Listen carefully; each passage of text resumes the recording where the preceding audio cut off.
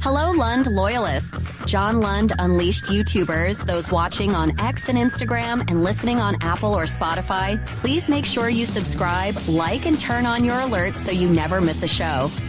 And for all things Unleashed, go to johnlundunleashed.com. Live shows, archives, the blog, social media, links, and more. Now likely nursing a hangover.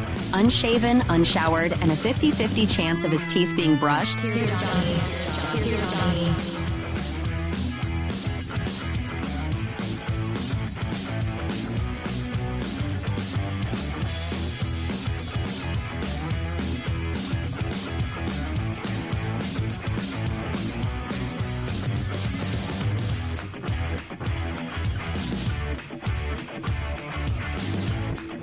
Oh, there I am. I was like, where am I? Oh, I'm here. No days off. I know some people are working today. Maybe you're sleeping in and you missed the show, so maybe you're just like, I'm watching the show later, which is completely fine. But welcome into a Monday edition of the show. Thank you so much for either getting up or at least coming back and watching the show a little bit later. Thank you as we review, as you saw there in the overlay. They call this the overlay. I call it the show cover. On the show cover, there it is, the good, bad, and the bad from NBA All-Star Weekend. You see Steph there. It was a Steph weekend. He did a tremendous job in not only repping the Bay, but the NBA as well. There's Charles Barkley in the left bottom there. If you're watching on any device, whether you're watching on YouTube or X or Instagram, if you're listening on the podcast, Apple, Spotify, wherever you get your favorite podcast, then you're not seeing this. But I'll do the best I can to explain. There's Charles in the left bottom. He was on his best behavior. Tyler Hero, not Steph, the three-point champion, the TNT guys. We got a lot of them over the weekend.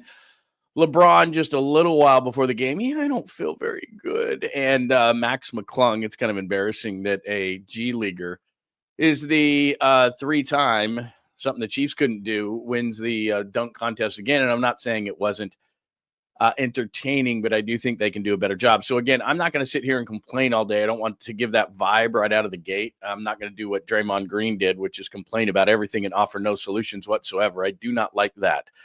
Everybody can complain. It's really easy to complain. It's really easy to identify the things to complain about in our world, but very few people have solutions, and Draymond Green didn't have a solution.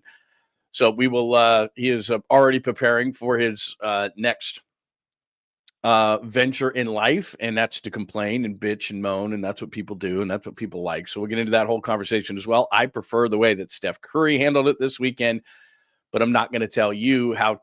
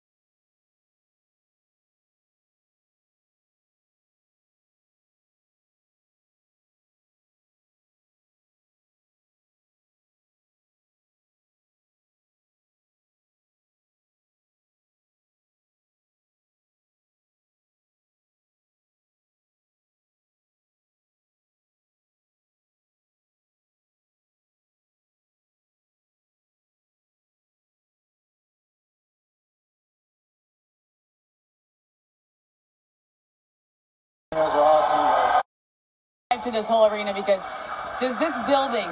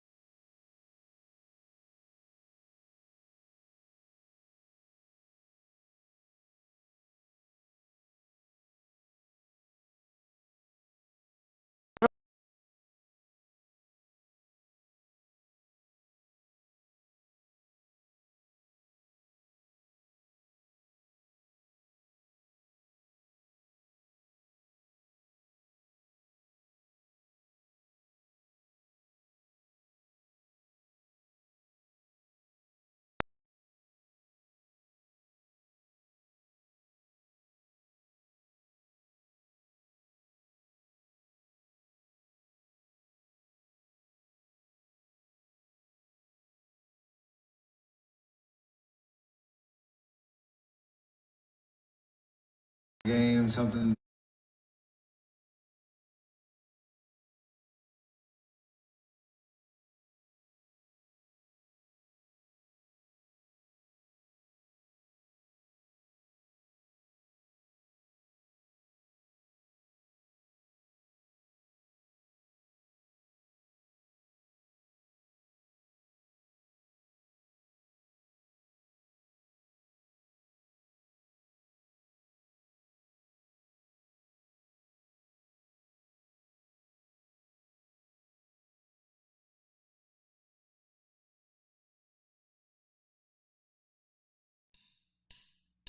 Hello, Lund loyalists. John Lund unleashed YouTubers, those watching on X and Instagram and listening on Apple or Spotify. Please make sure you subscribe, like, and turn on your alerts so you never miss a show. And for all things Unleashed, go to 𝐬𝐿undunleashed.com. Live shows, archives, the blog, social media, links, and more.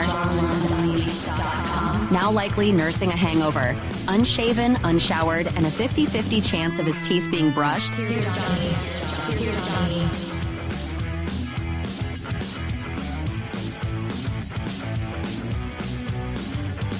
One last button to push. Test. Test.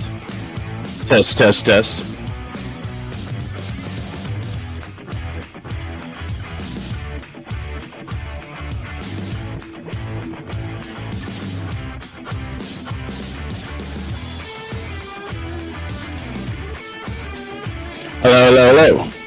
Hello.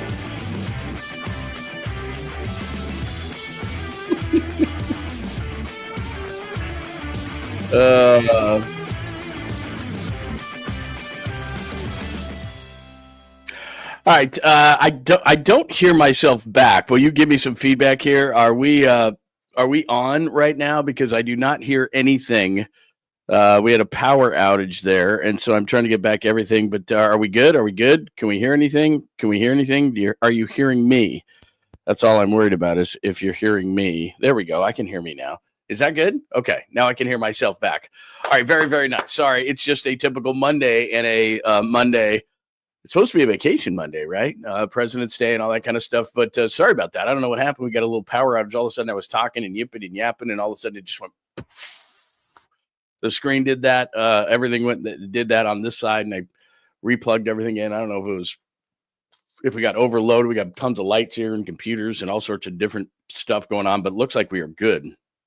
So before I get to roll call today on a Monday, I don't remember where I was, but it is episode 64. Of course, All-Star Weekend. We will do a ton of All-Star Weekend and the good, bad. And I just want to give a quick warning. Just look, man, the NBA tried to innovate, and I have no issue with that. And it's very easy. I was saying this before we got cut off. It's very easy for everyone to complain in our country. That's all everybody seems to do. Nobody comes up with solutions, but everybody wants to complain. This is wrong. This is wrong. This is wrong. What's your solution? Why? That ain't my job. I'm just here to complain. I'll tell you what's wrong. I can't tell you how to fix it. Well, it'd be great if you tell me how to fix it, but nobody has a solution how to fix it. Everybody has a complaint. So that's kind of the premise or the angle I'm coming from this weekend. So All-Star weekend, good and the bad. The NBA tried. I will give them credit for that. It's not that Curry didn't play. He wasn't in the three-point. LeBron just flat out didn't play. Mac dunk is an embarrassment. Barkley behaves, but I told you that he would. Too much TNT, as much as I love those guys and love Inside the NBA. A little too much. And when they were trying to do too much in terms of filling in between games, which it's clear they want NBA All-Star Game to be about everything but basketball, which is, again, it's fine. And I told you this late last week, Thursday and Friday, I think, is just to go into the weekend with the mentality of this is like an Adam Sandler comedy. It's not going to win an Oscar. It's not going to win a Golden Globe. If you have the right mentality going into the weekend, it's really going to help you if you watch all this stuff versus believing that you're going to see intensity of the NBA Finals, which they're just trying to create, which they never will. So then they did a bunch of stuff around the basketball. And maybe I'm the only one who just doesn't think Kevin Hart is funny at all. But anyway, I digress, and I'm not going to be negative about all this stuff. Less hoops, as I say. Dre gives a total thumb down to the weekend. Somebody didn't get to him because basically from the NBA product to the new format to everything, and then it's funny because he says one thing, and then the contradiction is Steph said, "Look, I was part of this whole process in developing this, and he liked it." So we'll get into all that conversation. And again, this is about a democracy, especially on today's show. I'd love to know what you thought about this weekend. One thing I will say is that I thought San Francisco shined. I thought it was brilliant that they brought in Oakland. There was a lot of good. I love the music scene. There was a lot of cool stuff for everybody that's complaining because that's really easy. And that's what we do best as a media is we complain and we bitch and we moan and we say what's wrong about things with offering no solution whatsoever. And that's, I'm sure, I haven't even read and I haven't watched the talking head shows today or anything like that. But I'm just generally knowing the media. I think that I know what is going to be said, but we'll get into that as well. I got a little bit of 49er stuff where probably most of the show will be related to this weekend SNL. I haven't gotten through the whole show because we were doing such NBA, and then my wife and I watched about half of it last night. The concert was just out of this world. I thought Adam Sandler, the 50th song, the 50th SNL song might have been the best whole thing. But anyway, again, I'm not going to complain about what wasn't there. I thought a lot of it was really good up until what I saw. Screaming A, there's an incredible story. And I would have thought that politics in a certain, person could never be elected. But then when Schwarzenegger was, and the guy who ran The Apprentice and everything else without being political, that Screaming A, I guess, could be a politician too. So we got that. And of course, if you're new to the show, random. We just do random all the time throughout the show over the next few hours, because what people do is they send me off on these tangents in the comments section, which is on YouTube. So if you want to be a part of that, it would be awesome, because then all you got to do, you just become a member of the Lund Loyalist Club. You become a member of our society, which is really, really fun. We have a great group of people that hang out with us on the YouTube channel, John Lund Unleashed. Now, if you're watching on X and Instagram, that is awesome as well, at John Lund Radio. And of course, John Lund Unleashed is the website. And I have a piece about the weekend, by the way, before we get into everything and do roll call. I did write a piece, so let me just show you that as I share my screen with you, which is always kind of dangerous. But this is what I've got up right now. And then what I'll do is I'll add a video to it later. But this is the website itself, johnunleashed.com. As you can see, all the social media files right there that you can go meet your host. This is the show that's going on right now, as a matter of fact. The podcast, if you want to listen that way, is cool. And then latest Unleashed blogs. And my latest, I wrote this last night, the good and the bad from the NBA All-Star Weekend. And we're going to talk about that today. And I'll add a video to this blog later today. I'll edit something from the show and put it up there. But there you go if you want to read all about it. Read all about it. Good San Francisco showed out. There's Steph right there. Bad, no Curry in the 3-point. So you can go back and look at that. Charles was on his best behavior. The good and the bad. And we'll talk about that today. But there it is on the blog right there. If you want to check it out, johnlundunleashed.com. I have in written form the good and the bad from the NBA All-Star Weekend. So please That would be great if you check that out. I would really enjoy it. That's very, very cool. All right. If you are new here, we do a roll call. A lot of great people in the community. Like I said, we have a great time with everybody. There is Mike here today, Gizmo, Daniel, Enrique, Joe Schmo, Joy, Vernon is great. Todd K is one of my favorites. Frisco Native 415. Everybody is here this morning. Wow, that's very cool, man, because I thought a lot of people, Ryan D, good morning to you. AJ Cruz, I thought a lot of people, Scott, hello. I thought a lot of people would be sleeping in today, but look at them. They're jumping out of here. And we were here on Saturday at 10 a.m., and I could have had a better. Old Dirty Hungus is here. I think you are new here. I don't know that I've recognized you before, but it is very nice. The Lundays. Oh, I like that. I like how you did that from a Monday to a Lunday. That's very nice. Let her rip. Francis Berry, it is good to see you. My friend Wonder Boy is here today. Jake. So anyway, yeah, I will acknowledge you throughout. Bucko Sports is here. Good to see you, my friend. What else do we have here? Lots of people in the room today. Very cool. Thank you for getting up early. It is for a lot of people a day off, and so for you to get up, Andrew, good to see you, my friend. For you to get up and to hang out with the show with me and with us means a ton. So thank you very much. And again, please subscribe, John Lund Unleashed on YouTube. You can hang out at John Lund Radio. You can watch on Instagram and on X as well. And again, you got the website, which I just showed you. I just showed you the website, johnlundunleashed.com. Let me just pop into Instagram real quick before we get started and say hello to everybody. Oh, you know what happened is it got shut down. So hang on one second, because when I lost power, oh no, there it is. Okay, it's there. All right, just checking. All right, it's still there. All right, we are good to go. We are past the power outage and everything is absolutely positively great. We did roll call. Let me get into this All-Star weekend.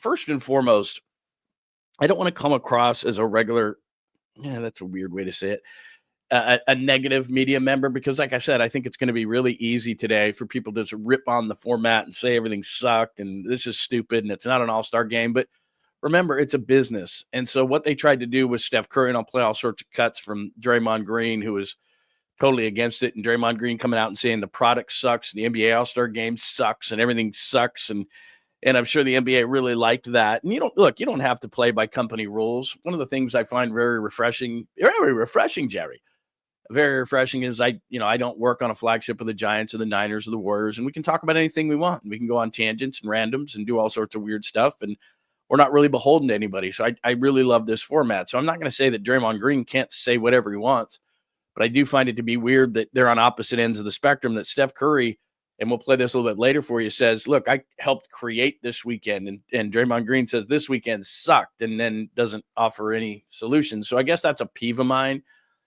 is that it's really easy, especially in the negative sports landscape of the media that we live in, which is let's just rip everything. Let's just say it sucked, and let's say this is stupid, and let's say let's go back, and we like what we used to have. But the reality is it's a business, and what we used to have, and I liked it growing up. I mean, I liked East versus West. When I was a kid, we consumed the product differently, and things have changed, and you're going to hear Steph say that. It's not like it used to be. It's not on CBS, and it's not everybody sitting around, and it's not a Sunday. You have a million things to do.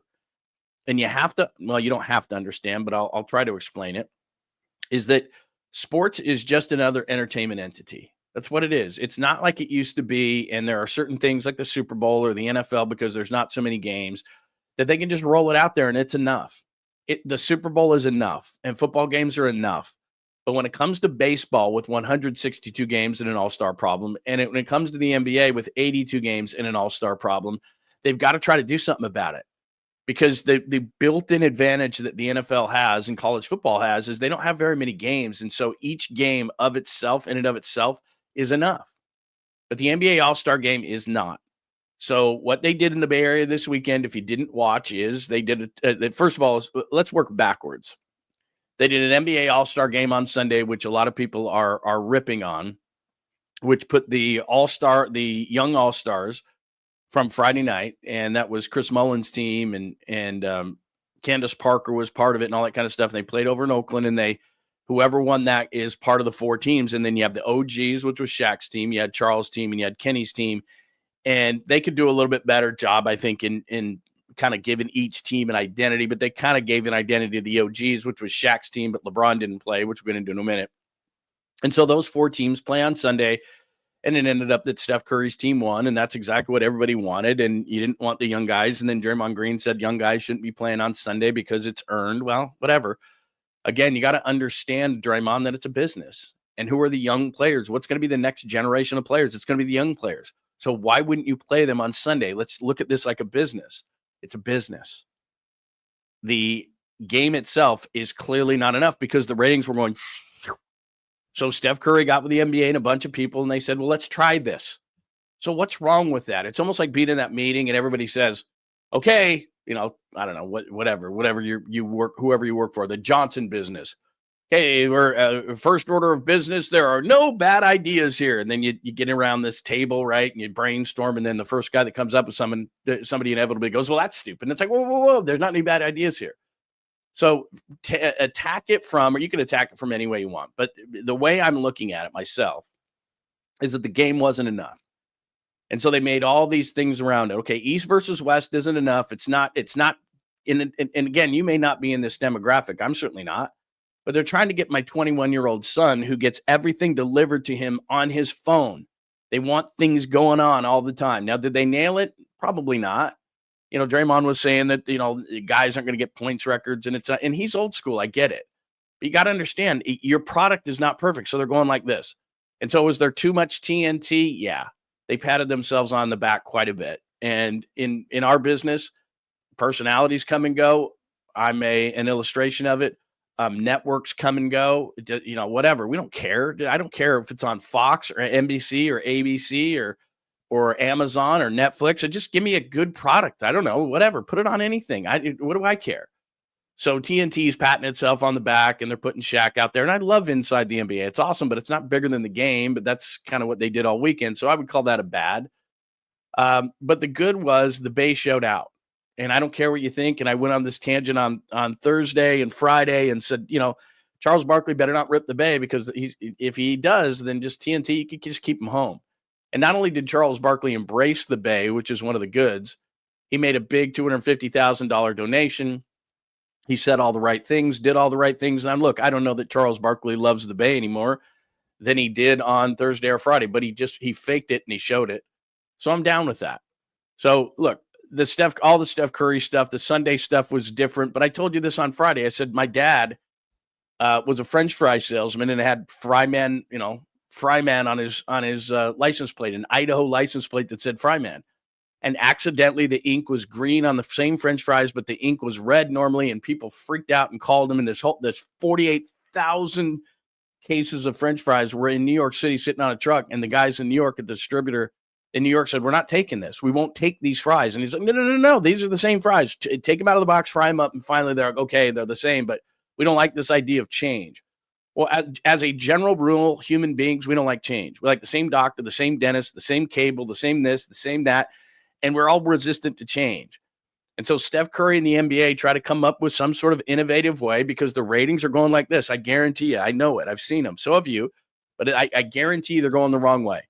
And you know why that's a problem? Because advertisers go, I don't care about Indiana on a Thursday night versus Denver, man. That's not why I'm buying the package.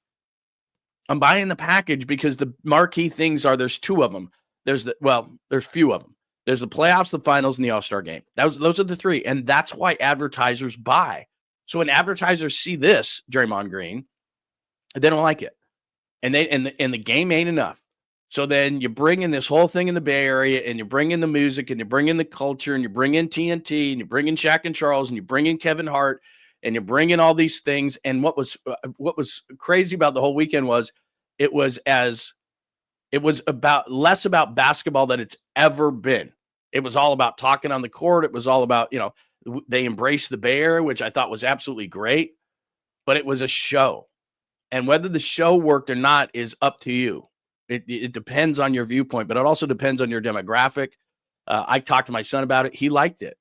And that's who they're trying to get. They're trying to get the young kid. They're trying to get the people that are coming up that are staring at their phones, that won't watch a full NBA, this, that, or the other. But what they're trying to get are those highlights. So after the show, what I do is we cut about 3 or 4 cuts from the show, the best stuff. And that's the center cut. That's the fillet. And that's what the kids are getting. So I didn't like Max McClung, for example. That's a bad. Max McClung winning the slam dunk competition for the third consecutive year for a guy who's a G Leaguer and not an NBA player is a problem, is a major, major problem. And I know that they're trying to pump it up and all that kind of stuff. And he jumps over a car, which Blake Griffin already did, and all this kind of stuff. And I'm not here to complain, but what I'm saying about the NBA as a general rule, and you'll find this out when you go to JohnLundUnleashed.com, here's a general rule to make the weekend better. Here's a solution. Even though I didn't think it was terrible like everybody else, but here's a solution. Everybody has to play. Everybody has to play. And I don't mean that in a little league sense. I mean that in a sense of, hey, LeBron James, how many days after the All-Star game do you need to recover to play? Because you're the biggest star in the game. Now, this was Steph Curry's weekend, but LeBron, you're the biggest star in the game. You can't tell us 2 hours or an hour and a half before the game in a press conference, hey, man, I'm not playing. I'm not playing. That's unacceptable. So, this is what it looked like. This is just a couple hours before the game on Sunday. You won't see anything from me tonight. Unfortunately, I will not be in uniform tonight. Still dealing with ankle. No. Can't have it. Like Mike Singletary say, can't have it. Can't have it. So LeBron, how much? Here's solution number one. And again, I'm not complaining about things, but here's solution number one. Hey, LeBron, how many days after the game do you need to recover to play in the game, to jog around, because it's not high intensity, and I'm fine with that. I'd rather have more Harlem Globetrotters stuff and less defense. I'm in the minority on that. A lot of people are like, Kenny and Reggie and everybody, oh, they're playing defense. Oh, there's some intensity. I'm like, I'd rather see balls off the backboard and slam dunks, but okay. But I just need to ask LeBron, hey, LeBron, how much do you need? Like, how many days? 3, 4, 5, a week, 2 weeks, whatever. You got to play. We got advertisers. I got Budweiser over here and Coca-Cola and Starry and all these different things. And they're going, what? 2 hours before the game, I gave you all this money and the best player in the game isn't playing? Unacceptable. Yeah, but you'll have that advertisement during the Denver-Indiana game on Thursday night on TNT. No chance. Nope. He's got to play. So that's number one. Steph Curry, who never makes a mistake. Never. And he was amazing this weekend, Steph Curry. He was the MC of everything. He was awesome going over to Oakland. We'll play that in a second for you. But you got to shoot in the three-point contest. It can't be Tyler Hero. It can't. It can't be. Let me pop these up real quick. This can't be what I see. Like, I can't see that. No. In fact, what I need to see on a weekend in San Francisco is I need to see Steph Curry versus Klay Thompson is what I need to see. I don't need to see Buddy Hield. I don't need to see Tyler Hero. Much respect to Tyler Hero, all-star, good, really good player, but he can't be hoisting the three-point championship trophy. And if he does, then he has to beat Steph Curry, who invented the shot, basically. He has to be in it. Stars have to be in it. That's the deal. I can't see this for the dunk. I can't have it. Who's made $132,000 in his NBA career. Remember, Steph Curry makes about $500,000 per game. So this guy's your dunk champion who's made $132,000 in his career, and he made $310,000 in the dunk. And look, his dunks were cool, man. I'm not saying they weren't cool. But what I need to see, again, I need to ask my players and my players union. Guys, I get it. You want to make the All-Star game laid back, cool, all that kind of stuff. I get it. The other part of it is the dunkers don't want to be embarrassed by Max McClung. So the best dunkers in the league are actually really good players. Don't want to get beat by white men can't jump Woody Harrelson. They don't want to get beat by that guy. So they're like, nope, we won't do it. We're not going to get beat by Max McClung. But that will get the eyes. You want to get the best players, the best dunkers. Again, I'm going there as the commissioner and saying, look, I'm paying these players $40, $50, $60 million. And part of it is, as a standard contract, you got to participate in All-Star Weekend. I'm not saying you have to play intense defense. I'm not saying you have to play hard. But if we ask you to dunk, you got to dunk. If we ask you to shoot the three, you shoot the three. If we ask you to be in the skills competition, you're in the skills competition. You need to see that. And the thing that was hilarious about Saturday night in the skills competition was Victor Wembanyama, I guess, came up with this thought. Well, if we just throw three out there and we do this and we do that, and they got disqualified, and Chris Paul was the only reason he came into town. He probably didn't want to come back to the Bay Area. But you got to have the best and biggest stars in the skills competition. You got to have the best and the biggest stars in the three-point. Steph Curry is got to be in the three-point competition. I get it. He was the MC of all events. I'm sure he was exhausted, but if I'm the NBA, I go to the players union and I say, what do you need? What do you need? How much time do you need for LeBron to play, for Curry to be in the three, for all the dunkers to dunk? I mean, this is just 101 kind of stuff. Like I'm fine with making it less about basketball. I didn't love making it so much about TNT.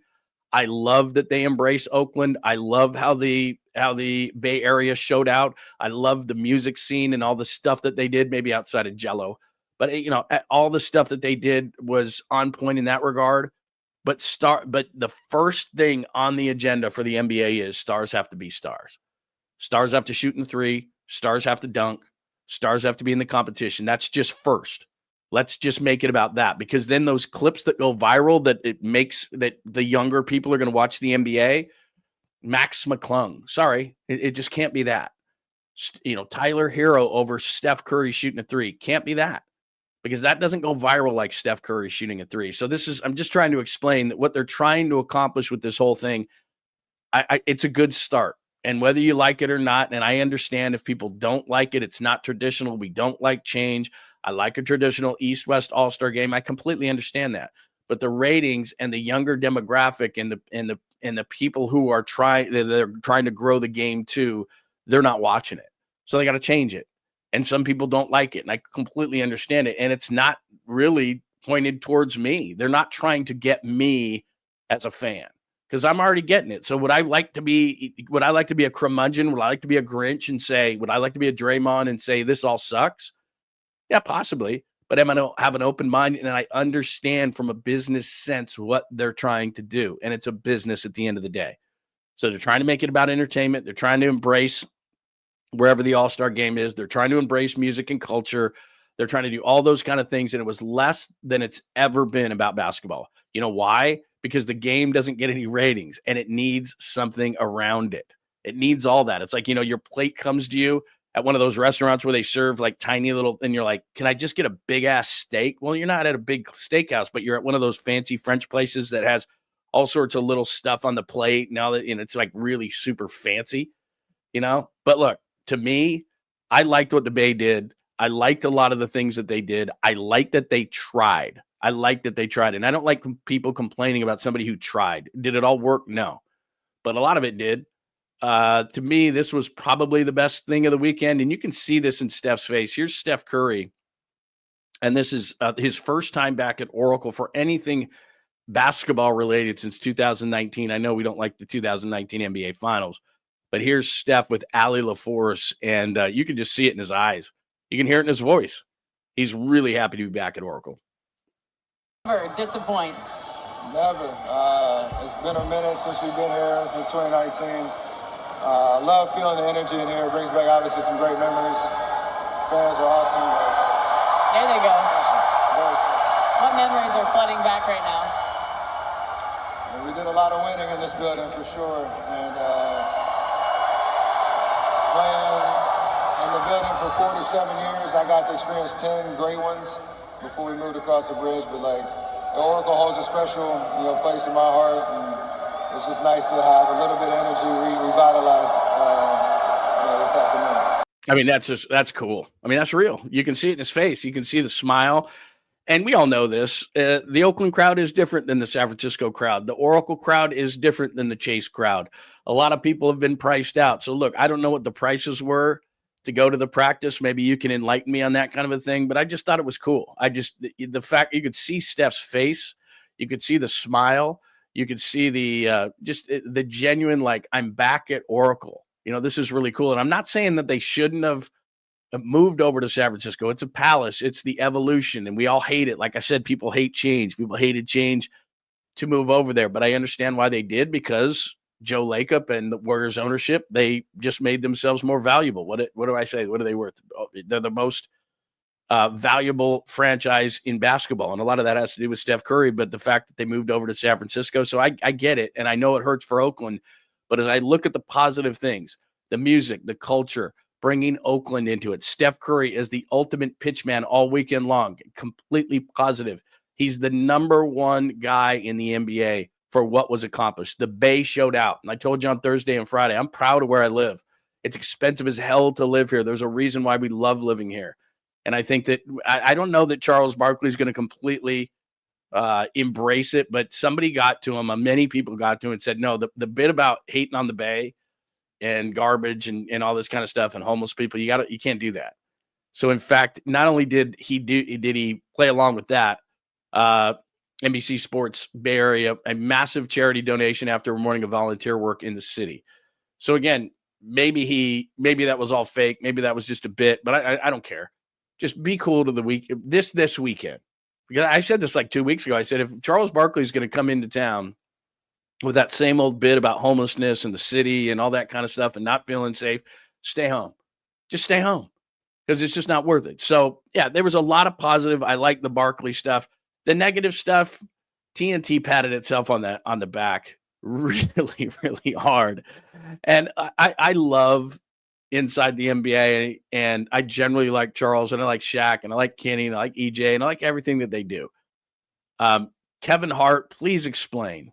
And this is where the democratic part of this show comes in. Explain. I don't want to be a hater. I don't want to sit here on this Monday that you have off, and you took the time to tune into this show and said, man, I just want to hear a bunch of negative stuff from Lund. Come on, bro. It's Monday. It's a holiday. Come on.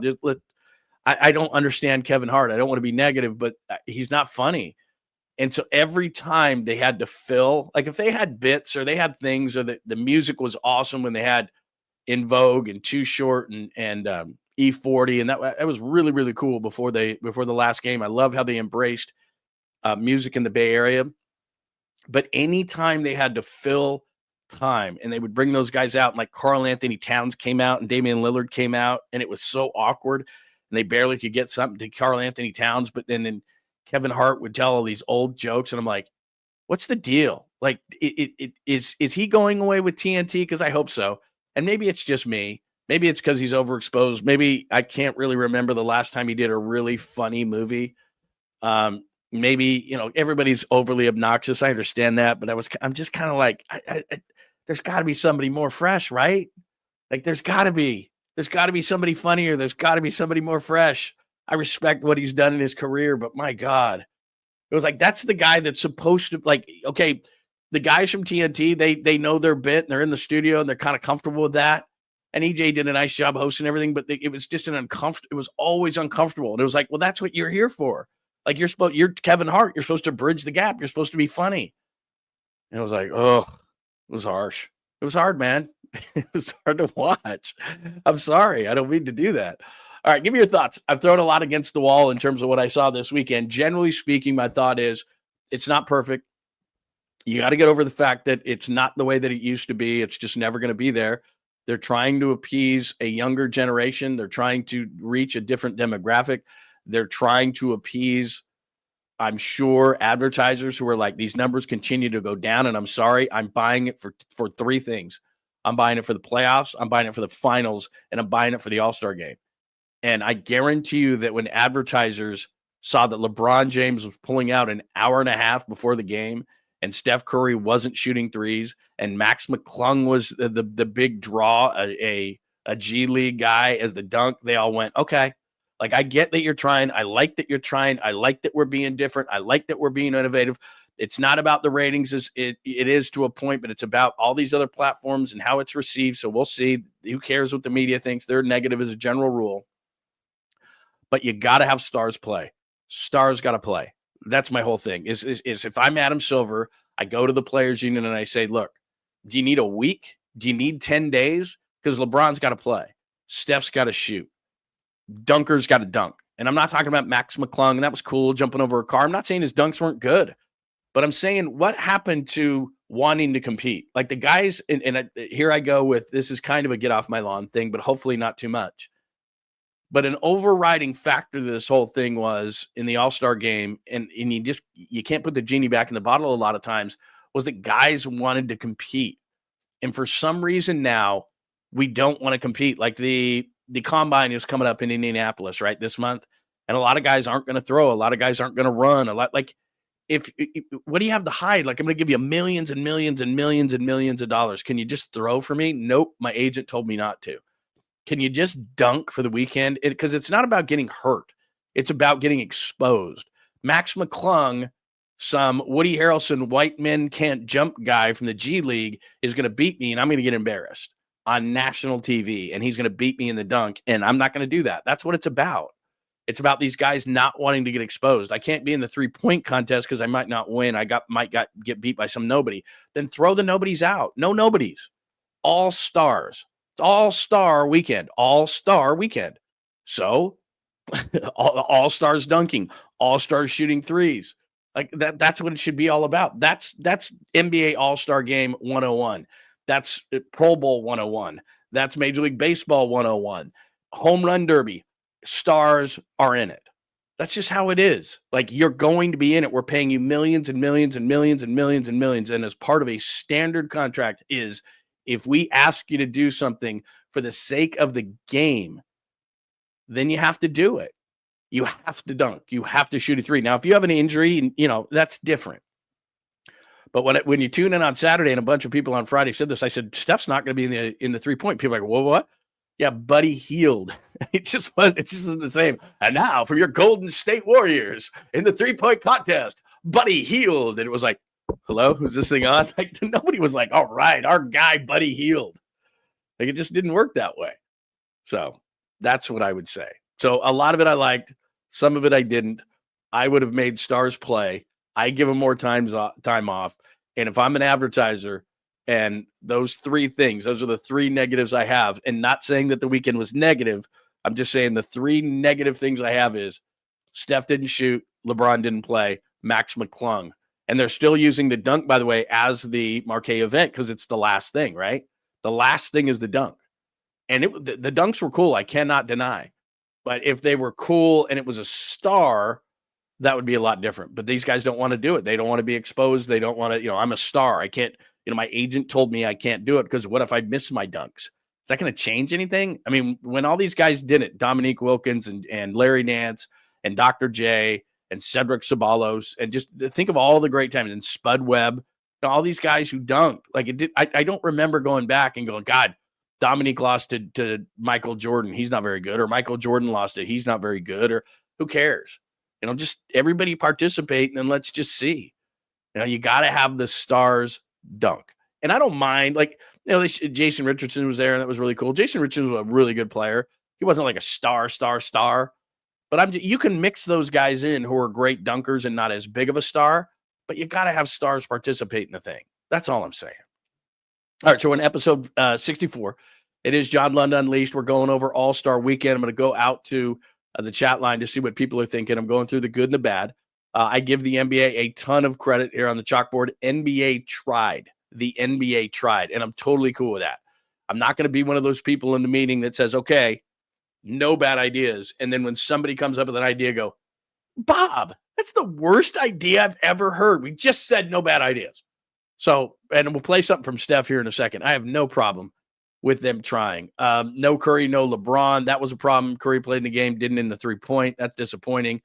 LeBron just hours before the game. Yeah, you're not going to see nothing from me. Mac dunk, Barkley behaves. I'd love to get your opinion on TNT because, as I said, I love all those guys. But they patted themselves on the back in a major way and kind of injected themselves into the NBA. And it's like, look, the show is great. And Harlan's one of my favorites, and Reggie Miller's grown on me, and B.A. Brian Anderson did the play-by-play. He's a true professional. They made it less, as I say, right in the middle there, less about hoops. And I don't think that's really a problem because if the NBA All-Star Game could stand on its own 2 feet, then it would, and they wouldn't change anything. Think about that from a business standpoint. And that's what I mean. We'll play some Draymond Green stuff for you in a minute. And I am kind of surprised, and he can say whatever he wants. He's preparing for his career post-basketball, and he's going to be the heel. That's just what he's going to be. And so he doesn't care. He's going to be the heel. That's what he's establishing. Everybody else is flowing this way. He says the NBA product sucks. He says all these changes suck. Which is funny because it flies in the face of in the post game after all this was over. Steph Curry, which I'll play for you in just a second, said, you know what? I was a big part of choosing how this whole weekend went, and I think it went well. And Draymond's like, it's a 0 out of 10. So that'll be interesting in the locker room. And I just, I don't think Draymond really believes it's a 0 out of 10. I just think he's trying to be that guy. And I think he's trying to be that heel. And I think that that's kind of what his bit is going to be post-career. And he wants to get paid a bunch of money. And so that's the way he's going to do it. And he's just going to have this big, strong opinion that everything sucks. And what I would want to know is, well, how would you fix it? How would you make it better? Because he's old school and he's kind of talking as if, you know what? It's the game. The game is good enough. And it's not. The game isn't good enough. Or else it would stand on its own 2 feet and they wouldn't do all this stuff. That's just what it is. What should I pay attention to? What am I not paying attention to? Hi, Alex. Good to see you. All right. Let me get out to some people. Yeah, boy, by the way. You don't think that Wembanyama is going to be the guy? And one of the things I will say that I haven't mentioned about this whole thing is, and I think the NBA loves that he had intensity, and I don't know if they've talked to him about it or whatever the case may be, but Victor Wembanyama was out there to play. And it's not like you're going to go out there and say to Victor Wembanyama like they did to Marc Gasol all those years ago, why are you playing hard? It's like, this dude's the future of the game. Thank you very much. And the fact that he played hard, I thought it was great. Let's see. Yeah, I would agree with this part of it too. NBA All-Star games still better. I didn't watch any of the Pro Bowl. I got to be honest with you. I did not watch any of the Pro Bowl because I don't want to be negative. And to me, you could just do away with it. I mean, they do a skills competition and they did that before. And I don't mind a skills competition or anything like that. I guess I should watch it. Let's go to Old Dirty Hungus says, Harold Miner, Isaiah Robert Pack used to be the highlight of the weekend. You know what's funny is 1993, the All-Star game was in Salt Lake City, and I covered that, and Harold Baby Jordan Miner was there. And, it was a great dunk contest. And I guess I could be contradicting myself. All I'm saying is I want the best dunkers, and a lot of times the best dunkers are the biggest names, but you just mentioned a bunch of guys who made it great. All I'm saying is that they got to dunk. If the NBA comes to you and says, whether you're a star, whether you're just a dunker, you got to play, you got to dunk. This is our marquee event. And it blows my mind. And everything is driven by advertisers. It blows my mind that these guys don't just say, look, if stars don't play, I'm out. Like I'll advertise for the rest of the time, but the All-Star game, I'm sure, is really expensive. Like they probably, they sell it as one of the 3 marquee events of the season: the playoffs, the finals, the All-Star game. And then hours before, I'm just throwing, any kind of advertiser out there. I'm Budweiser, I'm Pepsi, I'm Coca-Cola, I'm Starry, I'm American Express, I'm any of these major corporate sponsors. And I hear that LeBron James isn't playing. I got a problem with that. I hear that Steph Curry's not shooting as great of a weekend as Steph had in the 3-point contest in San Francisco. I have a problem with that. And so as great as the weekend, I think because they tried, and I'm with it and I'm fine with it. Not everything was perfect, but I'm totally fine with it. But that next year, where's the All-Star game next year? LA. In LA next year, I'm just trying to think, LeBron will still be around. It's going to revolve around Luka, a lot of it. It's not going to revolve around any Clippers. Never does. So next year is going to be Luka Town. And maybe it'll be LeBron's swan song. Maybe that'll be it. Maybe LeBron, because his ego's gigantic. He's going to have a swan song tour, is LeBron. So maybe next year is the swan song tour for LeBron and all the weekends about LeBron. And he's going to have to do what Steph Curry did this past weekend. He'll do that. He'll be what Steph Curry was this past weekend. So yeah, it's going to be all about that. But the first thing that has to happen is LeBron's, I know that he's going to be the master of ceremonies all around. He's got to be in the game. He doesn't dunk at this. I mean, he's a great dunker, but he's not going to be in the dunk contest at this point of his career. I totally understand that. But if I look around the league, I need great dunkers in LA. There's going to be a lot of things that they do in LA next year. And this is just a start. Okay, we tried. We did the 4-team thing. I'm okay with that part, by the way. I mean, that's probably the biggest thing, and I haven't even addressed it yet. The 4-team thing, I'm fine with it. It doesn't have to be East-West. What I would like to do is I like the OG concept. Very smart. The OG concept, where we have all the old guys. I'd like an old guy team, a young guy team. You could do USA. You could do World. I like the guys from Friday night playing. Because, again, you got to think about it like it's a business. Who are the up-and-comers in this league? They should play on Sunday. If they win a tournament on Friday, why not? And Draymond Green ripped on that one too. He said, nah, they don't, you earn playing on Sunday. They did earn playing on Sunday. And again, it's a business. So I want to see the young guys. That's part of it. All right, before I get into some more stuff, there's a lot of good stuff here from the people today. Let me go back. Let's see. People say it's boring, but it sure seems like a lot of people watch. I don't. For decades, listening to this makes me laugh. Look, I do it because it's my job. I wouldn't be breaking it down to this level had this not been my job. But also, I'm a sports fan. And so for years, I watched East versus West. And I watched, the great Celtics versus the great Lakers in these games and the guys who were voted in. And I cared about it. And they did play hard. But, to me, it's an exhibition. And part of the game is I'm watching it, and they pushed it a little too hard. The guys from TNT, Reggie Miller, I like all those guys. I'm being overly critical maybe of just saying how great it was. And I do know that when someone has to push something so hard on you, just in any way, shape, or form in life, so it's constantly being talked about as great, right? And it's like, I can see it. Like, I'll decide whether it's great, whether it's not great, whether it's just good, whether it's mediocre. And it was being pushed pretty hard. The TNT agenda was being pushed hard of the connection they had with the NBA, and it's going to be gone. But the game itself was being pushed pretty hard. Like, this is great. This is the greatest thing. And it's like, it's a start. I'll give it that. I like it. And I would stay with this 4-team format versus East-West.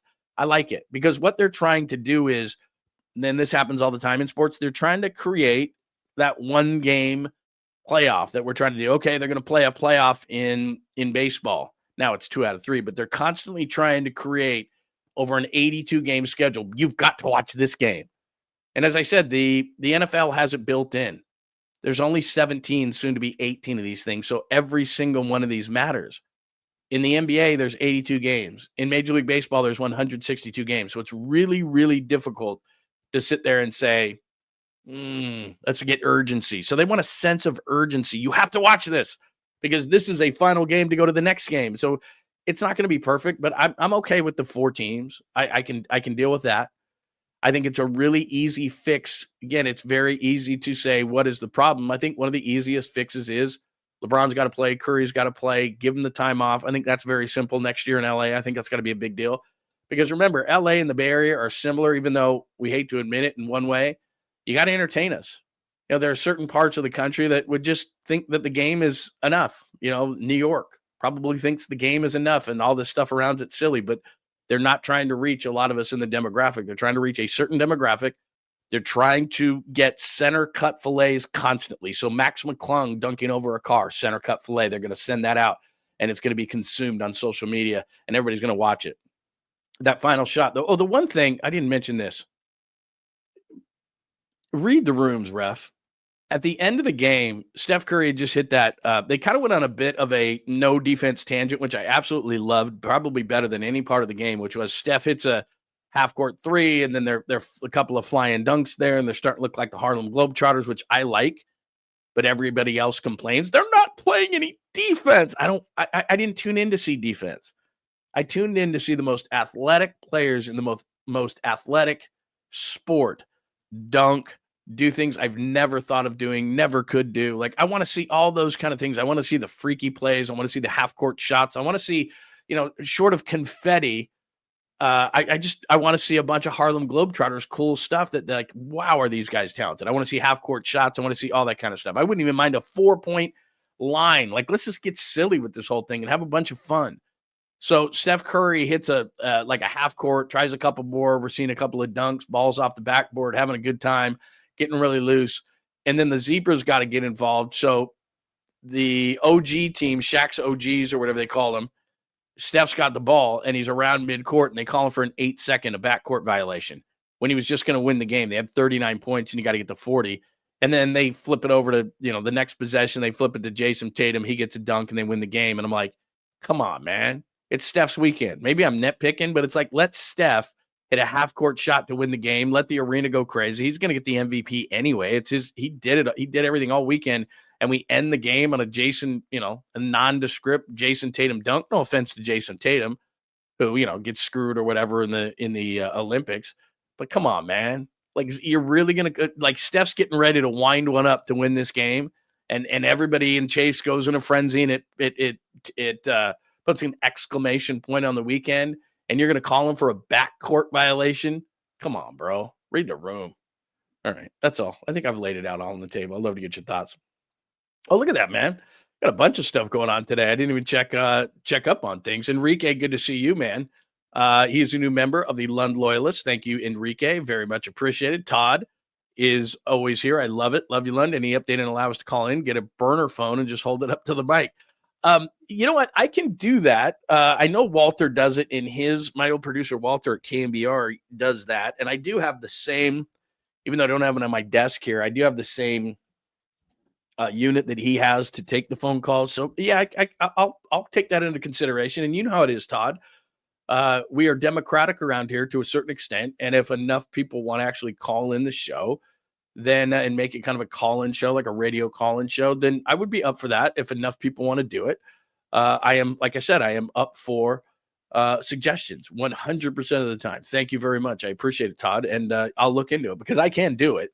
I actually do, rather than just holding it up to the microphone. This is a professional outfit, Todd. I don't know if you know that, but this is a professional outfit, and I can do that. I know how to take phone calls. I've got the same unit that they use for that whole thing. So I will, if enough people want to do that, and hit me up. John Lund Unleashed on YouTube.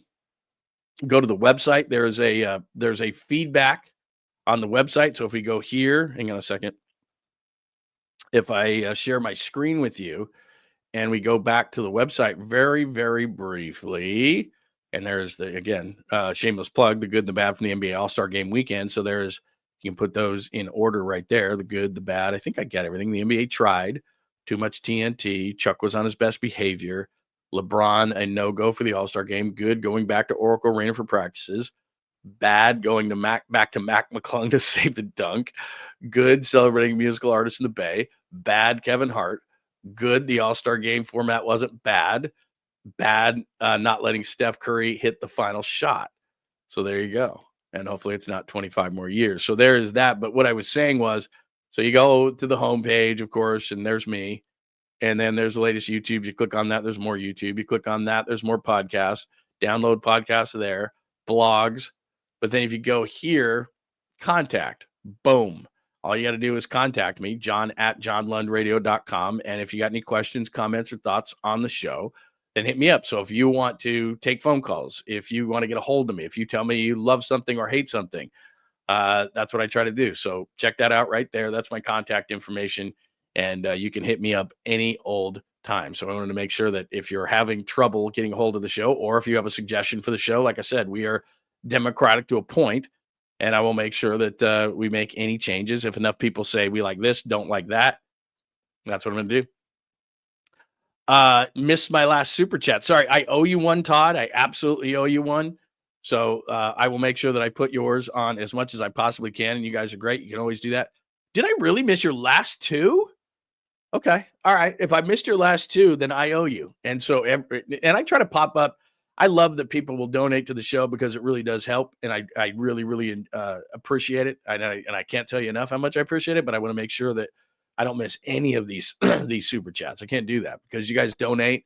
Make sure that we hit that. All right. Let me play a couple of things here. Let me play a couple of things because the part of it was, okay, so I played the Oakland stuff. I played the LeBron. I'm going to do some negative on LeBron, or excuse me, some negative from Draymond Green over the weekend, which I'm sure the NBA absolutely positively loved. But again, he's going to be the heel. He's setting himself up for his future. And then what's funny is Steph Curry says, oh, yeah, I was part of making this format, and it's absolutely great. So here's Draymond on TNT saying how much he hates the new format. Get to play up to 40, and then you're done. This is so unfair to Victor Wembanyama, who just took this game really seriously, Shai Gilgeous-Alexander, who just took this game really seriously. When you talk about chasing after the points records, Melo and Kobe and all these guys who've had great scoring nights, they no, hold on. To do that with this game. Also, we can Let me start this over because you were. So I'm going to play for you. I'm going to play something for you in a moment, which Steph Curry is in stark contrast because Steph was the one who came up with a lot of this. So he calls it a 0 for the weekend, and I'm sure he and Steph will have a bit of a chat on that. I want to reiterate that he can have any opinion he wants. But when you call it a 0 for the weekend and you play in the NBA, I'm sure the TNT who employs him is not going to be really happy. But I like the fact, because I've said this many, many times. I think you should, in this format, be able to say what you think. Don't be a fake. Don't be a fraud. If you don't feel that way, that's fine. The TNT guys, Reggie Miller and all those different guys, and Shaq and Charles, and they embrace the whole thing. I don't know that they truly believe that. But then Draymond is getting ready for his post career, and he's going to be the guy that says that says how he feels, and I can respect that. Was it a 0? No. Did I hear anything from Draymond Green that said, here's how I would fix it? No. And I guess that's just a peeve of mine, is that if you're going to criticize, and I do this all the time, if you're going to criticize, then finish the job. And finishing the job means come up with some sort of a solution. And it doesn't even have to be well thought out. If you don't, let's use any example. If you don't like Brock Purdy as the quarterback of the 49ers, cool. Who are you going to replace him with? That's not my job. Yes, it is. If you're going to criticize, tell me who's going to replace him. Is it going to be Sam Darnold? Probably not. Is it going to be, go on and on. Tell me who's going to replace him. I don't want Brock Purdy to be the quarterback of the 49ers. Cool. Who do you want? Well, I don't know. Well, you got to have it. Okay, I'm going to fire the head coach. I hate Kyle Shanahan. I've just had it with him. Who are you going to replace him with? Because he's going to have a job before he hangs up the phone. Steve Kerr is pissing me off. Okay, who are you going to replace Steve Kerr with? Et cetera, et cetera, et cetera, et cetera. And look, you can do whatever you want. I'm just saying that is kind of part of, as we talk about all the time on the show, things that we kind of use as philosophies around here. That's fine. You want to replace somebody, you want to fire somebody, you want to say that the weekend sucks, you want to give it a 0 out of 10, Draymond Green, which I think is completely unfair, but that's my opinion. You can have your opinion. I'm not saying you can't, but I'm saying if it's a 0 out of 10, so you want to go back to what it was, and you're kind of sounding like the get off my lawn guy. And what's ironic about that is Draymond Green is the guy with the podcast. Draymond Green is the modern day athlete that right after a game runs to a microphone. A lot of guys hate that. A lot of people hate the fact that Draymond Green does that, but he's modern in that way. He's modern in that he has an opinion. He's modern in that he has a forum and a stage right after a game or during a week where a lot of people think he should be working on, his game, which he works on his game plenty. I have no issue whatsoever with Draymond Green doing a podcast. Like it's like anybody in their off time. What do you do in your off time? You don't have to sit here and do stuff related to work all the time. He doesn't have to be lifting weights all the time. He doesn't have to be shooting free throws all the time. Doesn't have to be shooting threes all the time. If he wants to do what he wants to do in his off time, I'm fine with it. The irony is that he wants to be a modern day athlete, but he wants to be old school in certain ways as well. And the old way wasn't working. So he's talking about records, which I think are just so overrated. Nobody's going to get to this scoring record. Nobody's going to get to, okay. And because he participated on Saturday night in the skills competition. If he was better, Moses Moody was really good. If he was better, they might have won that thing, but I digress. So I find it to be interesting in that he is part of the OG, but he's not really the OG. Now, this is what's funny. Let me play one more thing, and then I'll play Steph Curry to finish this. So then he goes off on a tangent about how boring the league is. They're loving him this weekend. Here's more Draymond. Is like a chess match. It's accidental basketball. He couldn't have been more right. It was so refreshing to play against Bron because every possession is like a chess match. But you don't just get that on a regular basis. It's just who can run faster, who can hit more threes. It's no substance. And so I think it's very. Well, he said boring at the end of it, so I must have cut that off. But he said it's very boring. So the NBA's got to be very happy. He gave the new format a 0 out of 10, and he gave the general, the NBA product in general, he said he called it very boring. By the way, I don't disagree with him in that regard, but it's not going back because the math and the analytics say a 3-point shot is better than a 2-point shot. They're going to keep shooting threes. They're going to keep jacking threes. They're actually going to jack more threes. Sometimes what happens, or a lot of times what happens in life and in sports, is that things are cyclical, right? They'll go around. It'll come back. The big man will come back into the league, all the kind of it won't. I don't think it's coming back at all. I think this is the version that we have. And so the ironic part is you hate the product on the court. The very product that you just said they should just go back to. Go back to playing the All-Star game. Wait a minute. You just said the All-Star, the product sucks. So you want to go back to the product being the product. but then, and you don't like any of the changes that they made, but you just said the product on the court sucks. My head's going to explode. Draymond just said the product sucks, but he wants to go back to the product for the All-Star game and doesn't want all this stuff around the All-Star game. Okay. Got it. Now this is OG. I don't know if you saw this, but this is the big O, Oscar Robertson. And so somebody asked Oscar Robertson about what Draymond said about the product, and here's the big O. So much, who cares what Draymond says? It doesn't mean anything. People, this is what I mean. One guy can say this, and one guy can say that. The game is what it is. People either like the game or they don't, and I think people enjoy the game, especially if their team can win. And you look at the basketball, it might be boring to him because if he's not passing the ball to Curry, what is he doing? I agree. It might be boring to him at times because from what he's doing, maybe it is boring when he's out there. He's not shooting a lot, and he's not guarding a lot. So first of all, to just back up on Oscar Robertson for a second, he was one of the most outspoken people when the jump shooting Warriors were winning championships, and he didn't like the style of ball. And I'm not necessarily saying he likes the style of ball, but then he hears Draymond Green complain about it. And these guys back in the day were old school. They're playing the role of let's protect the NBA kind of a thing. And Draymond Green is coming out and saying what he wants. I understand both sides of it.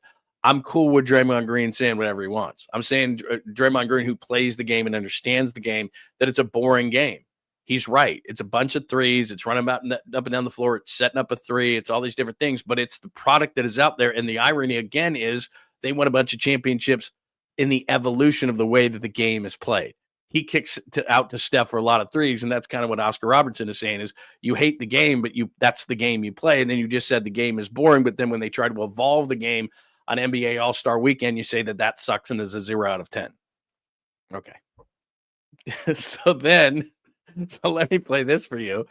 So with that as kind of the backdrop of Draymond Green saying it's a 0 out of 10 and the product sucks, this is Steph Curry in the press conference after the game saying that he had a big hand in how this week.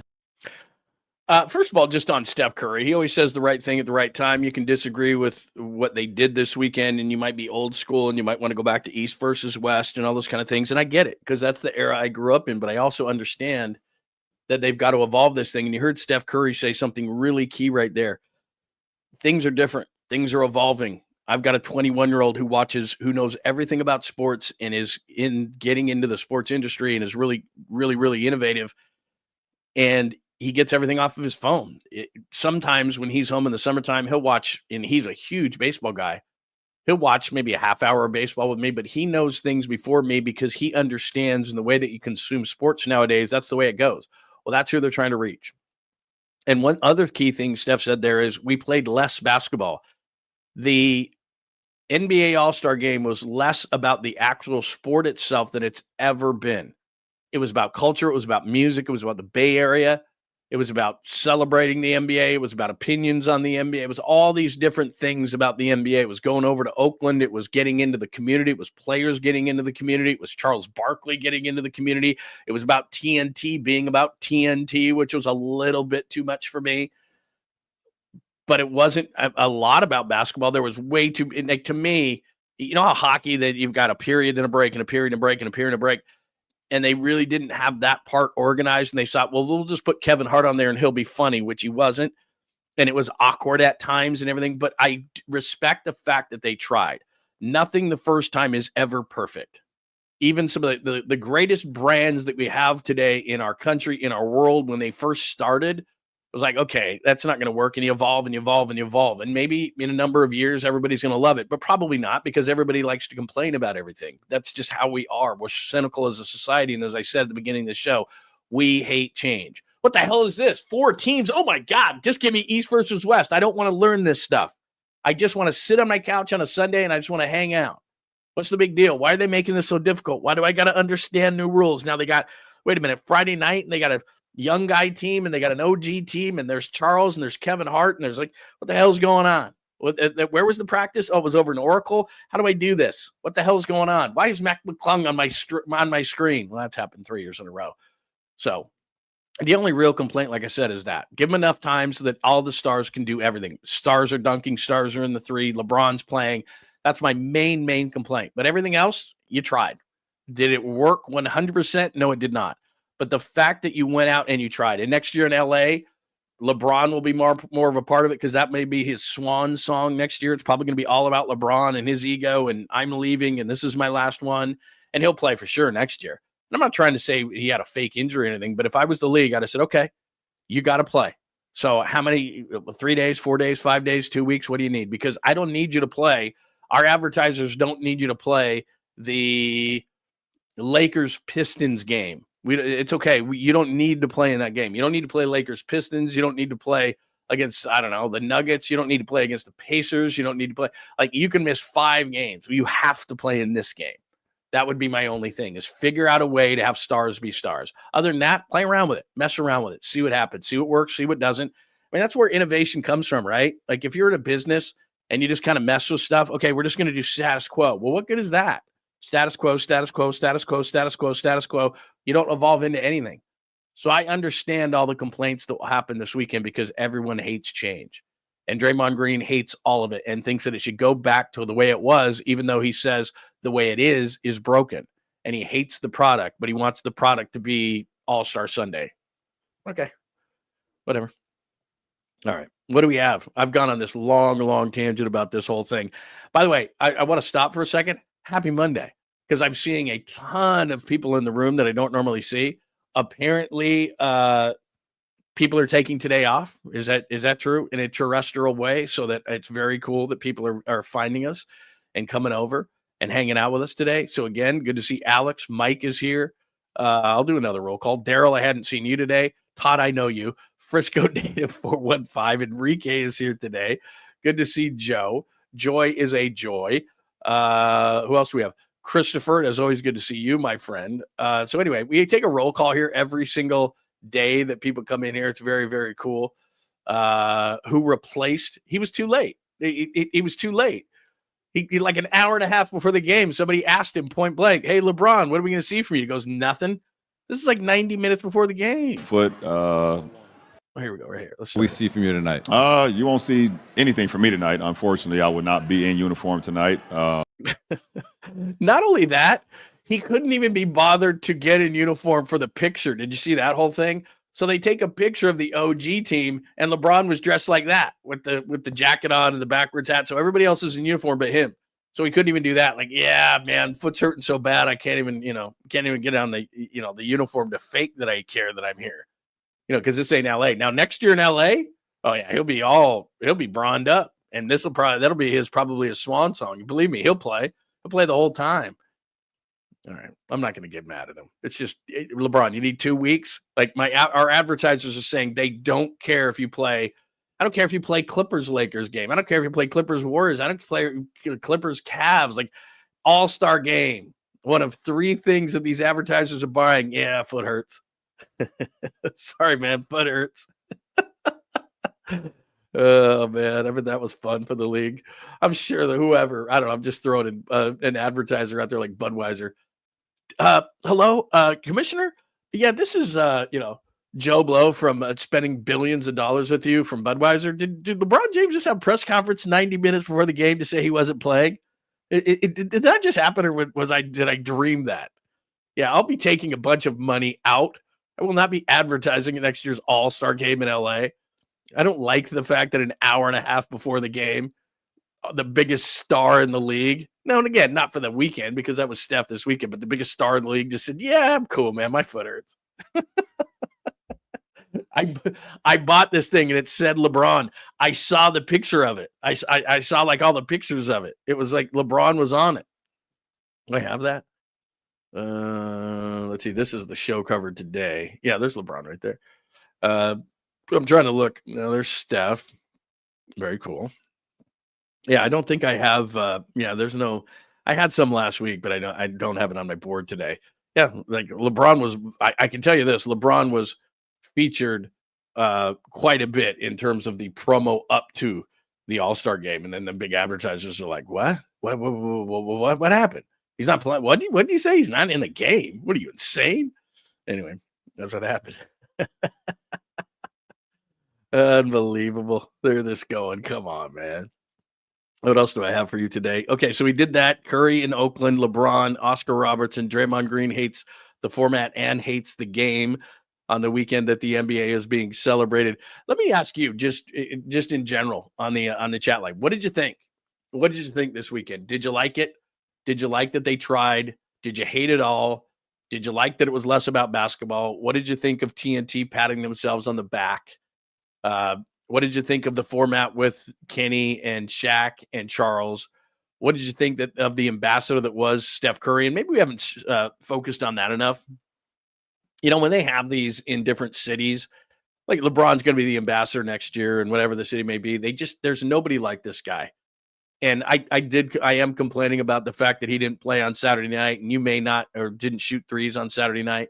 And you may have tuned in on Saturday night, you know, you got a cocktail or whatever. And what time they start that thing? Like 5, 6 o'clock. And all of a sudden you look in there and you're like, why is Buddy Hield shooting threes and not Steph Curry? And all due respect to Tyler Hero and that kind of stuff. Tyler Hero's not a bad player. The 3-point, I think the 3-point contest has definitely evolved beyond the dunk. And the thing about the dunk is, just to defend the league for a second in that regard, and I still think the worst thing that happened all weekend long, and I want to be positive about a lot of things, but the worst thing that happened was Max McClung going for the 3-peat and them embracing it and saying how great it was. And the dunks were good. But if I'm the league and I'm sitting around, you know, just doing post All-Star 2025 from the Bay Area, I got to have my stars dunk. I got to have them. And it doesn't mean LeBron at 40's got to dunk or something, but they got to dunk. Like, I want to see, you know, I know Giannis is getting older, but he's been in the dunk contest. Like, these guys got to dunk. Max McClung has got to be left at home next year. And I don't want to see 12th men, and I don't want to see the 10th guy on the bench. And I want to know who these guys are without having to look up any stats or look up any videos from them in high school or college and doing dunks. It's not even necessarily about the best dunkers. It's kind of like American Idol. Like, I want everything together. Really good dunker, star, like all of that. Somebody that's going to bring me to the table, because if you think about what they're trying to accomplish, and as I keep saying, what they're trying to accomplish is they're trying to make all these things viral. So there's a cool dunk by Max McClung. Can you imagine if that same cool dunk was Giannis? Can you imagine if that same cool dunk was, I don't know, Jason Tatum or Jaylen Brown, or just stars of the game? It'd be 10 times more viral. Max McClung, pretty cool. But a star in the NBA with a really good dunk, maybe not the best Max McClung. Like, I'm not having Jaylen Brown jump over a car if I'm the Celtics. Like, of course they're going to let Max McClung jump over a car. I guess, does he play for the Magic? Or does he in the Magic organization or the G League, Orlando Magic, whoever they are? Like, of course they're going to let him jump over a car. If he breaks his leg, it's Max McClung at the end of the day. So I don't want Jaylen Brown breaking a leg or anybody. You know, if Kuminga was healthy, I want to, you know, Kuminga's a great dunker. Why would Jonathan Kuminga? He's hurt now. This is in next year's event. Like, how could he not dunk? He's an awesome dunker. And if I'm the NBA, I'm telling him, like, I don't know, a month in advance, get ready. You are being appointed to the dunk contest. No, I don't want to be in the dunk contest. No, you're being appointed to the dunk contest. You make $40 million. We're asking you to do one thing. Sorry. You know, it's like when you're a kid, you do all these things for your kid, right? You put them through school. You do all this. You buy them clothes. You buy them a car. You do all this kind of stuff. You do all this stuff for your kid. And then you ask your kid to do one thing. Hey, can you empty the dishwasher for me? Can you take out the trash? Can't do it. Can't do it. What do you mean you can't do it? You're going to do it. Or you're going to sleep in the backyard with a tent. Like, it's not like, will you do this? Will you please be in the dunk? Will you please take out the trash? It's like, we're telling you, like, we pay you $40 to $50 million. It's a standard contract. And as part of the standard contract in the small print, All-Star Weekend, you will participate. That's not too much to ask. No way. So give me your thoughts. Let's see. What else do we got? Yeah, I mean, he did. I mean, it was, look, I'm not saying that the actual dunk contest and the things that he did were not phenomenal, but you've got to have stars. And if they're trying to go viral, and maybe, you know, 3 years in a row, maybe they think that Max McClung is going to be viral. And clearly, and I've told you this a million times, I worked for ESPN for about 10 years.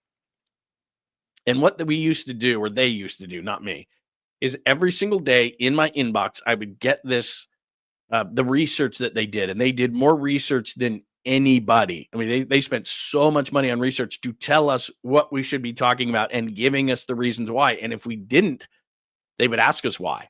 They weren't in a good mood about it either. We told you, like, for example, if back in the day, well, let's modernize it. Aaron Rodgers all the time, LeBron James all the time, even Steph Curry all the time, quarterback contracts all the time. I told you in the offseason, it's going to be Brock. They've got a rotation. If you think about it like a music radio station, they've got what they call a short rotation. So they got about maybe 5 or 6 topics they talk about all the time. LeBron, the Cowboys, Dak, Aaron Rodgers. Like it's just right. It's just spins and spins and spins. And that's all they ever talk about. And you're sitting there and you're staring at your TV going, God, are they going to ever talk about anything else? But they do the research that tells you, even though you think you're sick of something, you're not sick of something. So it's just over and over and over and over again. And you're like, oh my God, I swear I'm sick of this. No, you're not sick of it. And so TNT does the same thing. All these networks do the same thing. They do the research. So I'm sure that Max McClung, in terms of being viral and those dunks being viral, I bet it's pretty high, and they're pretty happy about it. That's why they keep bringing him back year after year after year. It's white men can't jump. It's Woody Harrelson, and look at this, man. He's going viral. Well, imagine if that was a really good player. What if that was a Hall of Fame all-star type of guy? Because a lot of these guys can dunk. Even LeBron at 40. Like, I know LeBron's not going to do it. I get it. He's got foot, ankle, knee. He keeps himself in amazing shape. I'm fine with it. But if LeBron was in a dunk contest, and it's not going to happen, but if LeBron was in the dunk contest and had a couple of money dunks, you don't think that's going viral more than Max McClung? Yeah, it is. So the NBA's got to look into that kind of stuff. What else do we got? All right, episode 64, All-Star Weekend. Good, bad. NBA tried. Curry not in the 3, LeBron not in the game. Mac dunk. Barkley behaves and donates, by the way. Too much TNT patting themselves on the back. Less hoops than ever. It was all about everything around that. Dre hates everything, the game itself and the format. Ironically, Steph was the one who helped set it up. We have not gotten to 49er stuff, SNL, Screamin' A, or we've done random. We do random every single day. Let's see here. No, I don't think they don't have a dunk contest. They don't have a dunk contest in the WNBA, and I don't think they've lowered it. Have you ever done that though? In your driveway, you lower it and you just dunk, like just crazy dunks. Definitely, I've done that a ton of times. It's because you're like, oh yeah, this is awesome, man. Let's see.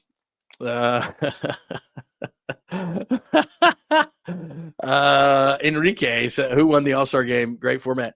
I'm not expecting anybody to come out and say they love the format. In fact, I haven't read anything. I'm just simply saying that I didn't mind it, and I think they're going to keep tweaking it. And what happens is, and what really hurts innovation is when everyone just says that sucks, and you have to have a lot of belief in what you're doing to then just to say to hell with the critics. And when it's this public, like the NBA is so public, it's just really easy to say everything sucked. When my thing is, I want to say that everything was good only because I want them to keep innovating. I don't want them to go back to the way it was because it was okay. I just didn't think it was really great. That's a good call right there. You know what, Antonio? I'm glad you brought that up. What up? I'm upset the NBA didn't use MC Hammer. I hope he isn't sick. You're right. They had Too Short up there, and they had E40 up there, and they had Vogue up there. And I did think, it's funny you say that, because at one point I was thinking to myself, they've got to use him, right? I thought they showed him. Am I wrong in that? I thought they showed MC Hammer at some point. Maybe that was an old picture or video or something like that. But I thought that they did. Maybe I'm wrong. I could be wrong in that. But yeah, I thought they did. Hey, Chris, good to see you. Draymond just crapping on the entire thing. His whole time talking was annoying. Yeah, I just think what he's doing is that he is just getting ready for his post career, and he's trying to set himself up. And we all are nowadays, unfortunately, everybody is their own image and their own brand. And so Draymond's brand is clearly going to be post career negative. That's just what he's going to be. He's going to be the contrarian for every situation. So let's be honest. Even if you didn't like the format, was it really a 0 out of 10? I mean, that's what he called it. He said it was a 0 out of 10. It wasn't a 0 out of 10. They tried to innovate. And he contradicts himself when he says the game itself sucks, but yet he wants to go back to the game. And the reason why he wanted to go back to the game is he said statistically, certain guys does anybody think about this? Who has the most points in NBA All-Star history? Who scored the most points? Who scored the most total points? Like, no one cares about that. And even in the postseason, like you look at postseason, who's the all-time touchdown leader or yards leader or this and that? I mean, I guess to a certain point. And I understand analytics, certainly when it helps the game and all these kind of things. We talk about analytics in baseball so much. I don't care who has the most points in NBA All-Star history. I don't care who scored the most points in an NBA All-Star game. Innovate the game, as Steph Curry said. They're trying to innovate the game. I'm not going to blame them for that. They made it less about basketball. I think next time, and TNT is going to be out on it, they're not going to embrace, they made this big thing about TNT and they brought out the fishing gear, which I kind of thought was a funny bit. I don't know who the writers were for this whole thing. It didn't work out great as far as I think they thought, you know what? Shaq and Kenny and EJ, Charles, and you add in Kevin Hart, and they're just going to be funny on their own because the show itself is great because it's not scripted. And so I thought the whole thing was we're just not going to script it. And they had so much time to fill between events that it just was awkward. A lot of the time was awkward. They're funny guys if they've, and not because they have a script, but just they're sitting in the studio, they're going back and forth. And I wasn't at the event itself on Sunday, but I'd be thinking to myself, because there wasn't a lot of reaction. There wasn't a lot of, it didn't seem like it. And I was pointing this out to my stepson, which is in LA at the Lakers games, you have the court, which has got the spotlights on it. And then everything in the crowd is dark. And when the Clippers played there, they didn't allow them to do that. It was just a Lakers thing. And so they had that at the game last night. They just made it about on the court. So maybe it was louder than I thought it was in there, but it just wasn't being received that well. And if it's not being received well in the arena and it's loud and all those kind of things, then at home you're kind of like, eh. So yeah, there was an awkwardness of that. And I think they thought to themselves, well, we're really good at just kind of playing off the cuff. So let's just keep playing off the cuff and it'll be funny. But there was too much time to fill. So they had the fishing thing and they did a bit on that and a couple other things. But like before the last game and they had Karl Anthony Towns and they had Damian Lillard, and you're kind of sitting there going, okay, what's going on? What are they doing? Like, is there a bid? Is there anything? Are they going to, So there was a little bit of that, but like I'm saying, they tried. They'll fine tooth comb all that kind of stuff. So I'm not really worried about it. I just think trying is a good thing. And if you want to just keep doing the same thing over and over and over again, yeah, that's why Blockbuster's out of business. That's why certain places are out of business. That's why certain industries are going like this, because there's a point where you're at a kind of a crossroads and you either innovate or you don't. And if you don't, you go like this. You continue to go like this. And if you innovate, then hopefully you can figure things out. And I think that's where the NBA is on All-Stars. I think that's where all of them are. We'll see the same thing this summer and we'll complain about the same things. I'll give you a great example. If I'm Major League Baseball right now, I'm going to the Players Union right now saying, look, I need everybody that we want in the home run derby. So if you can't get everybody in the home run derby, you ask the Players Union right now, what do we need to get everybody in the home run derby? We need everybody in the home run derby. I like a skills competition in baseball, but we got to have all the stars. I don't need guys, I don't need the 25th man because he's the fastest. I want stars. I want American Idol. They don't have to be the best dunker or the best home run hitter or the best skills person or whatever. I need stars in the game because that's what brings people out. That's what goes viral. Stars go viral. So we're going to have the same conversation in baseball. People are going to complain. It's no good. It's not this. It's not that. They're not intense. I just need to make sure that stars are playing. As a sport, that's the best I can do. Can I make sure that the stars are playing? That's all. Let me make sure I haven't missed anything on this front. So I gave you that. That is the good and the bad from the All-Star weekend. Make sure you go to JohnLundUnleashed.com so you can check that out. Charles Barkley was on his best behavior, which was very nice, and even a $250,000 donation. Tyler Hero is your three-point champ. That should have been Steph Curry, or at least competing in the three-point competition. And I know he was the MC and did an amazing job, and you couldn't do better. But Saturday night without Steph, that was definitely missing.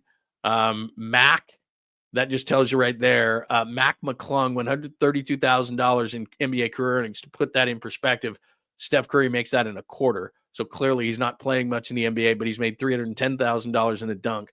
If they had real dunkers in there. That's what I would like. And I don't even mind Mac McClung next year in LA. But how cool would it be if somebody beat him? Like, as good as he is, okay, he beats the stars. And the problem is these guys don't want to compete. And I don't understand it in today's sports world. You're the best. You've competed your whole life.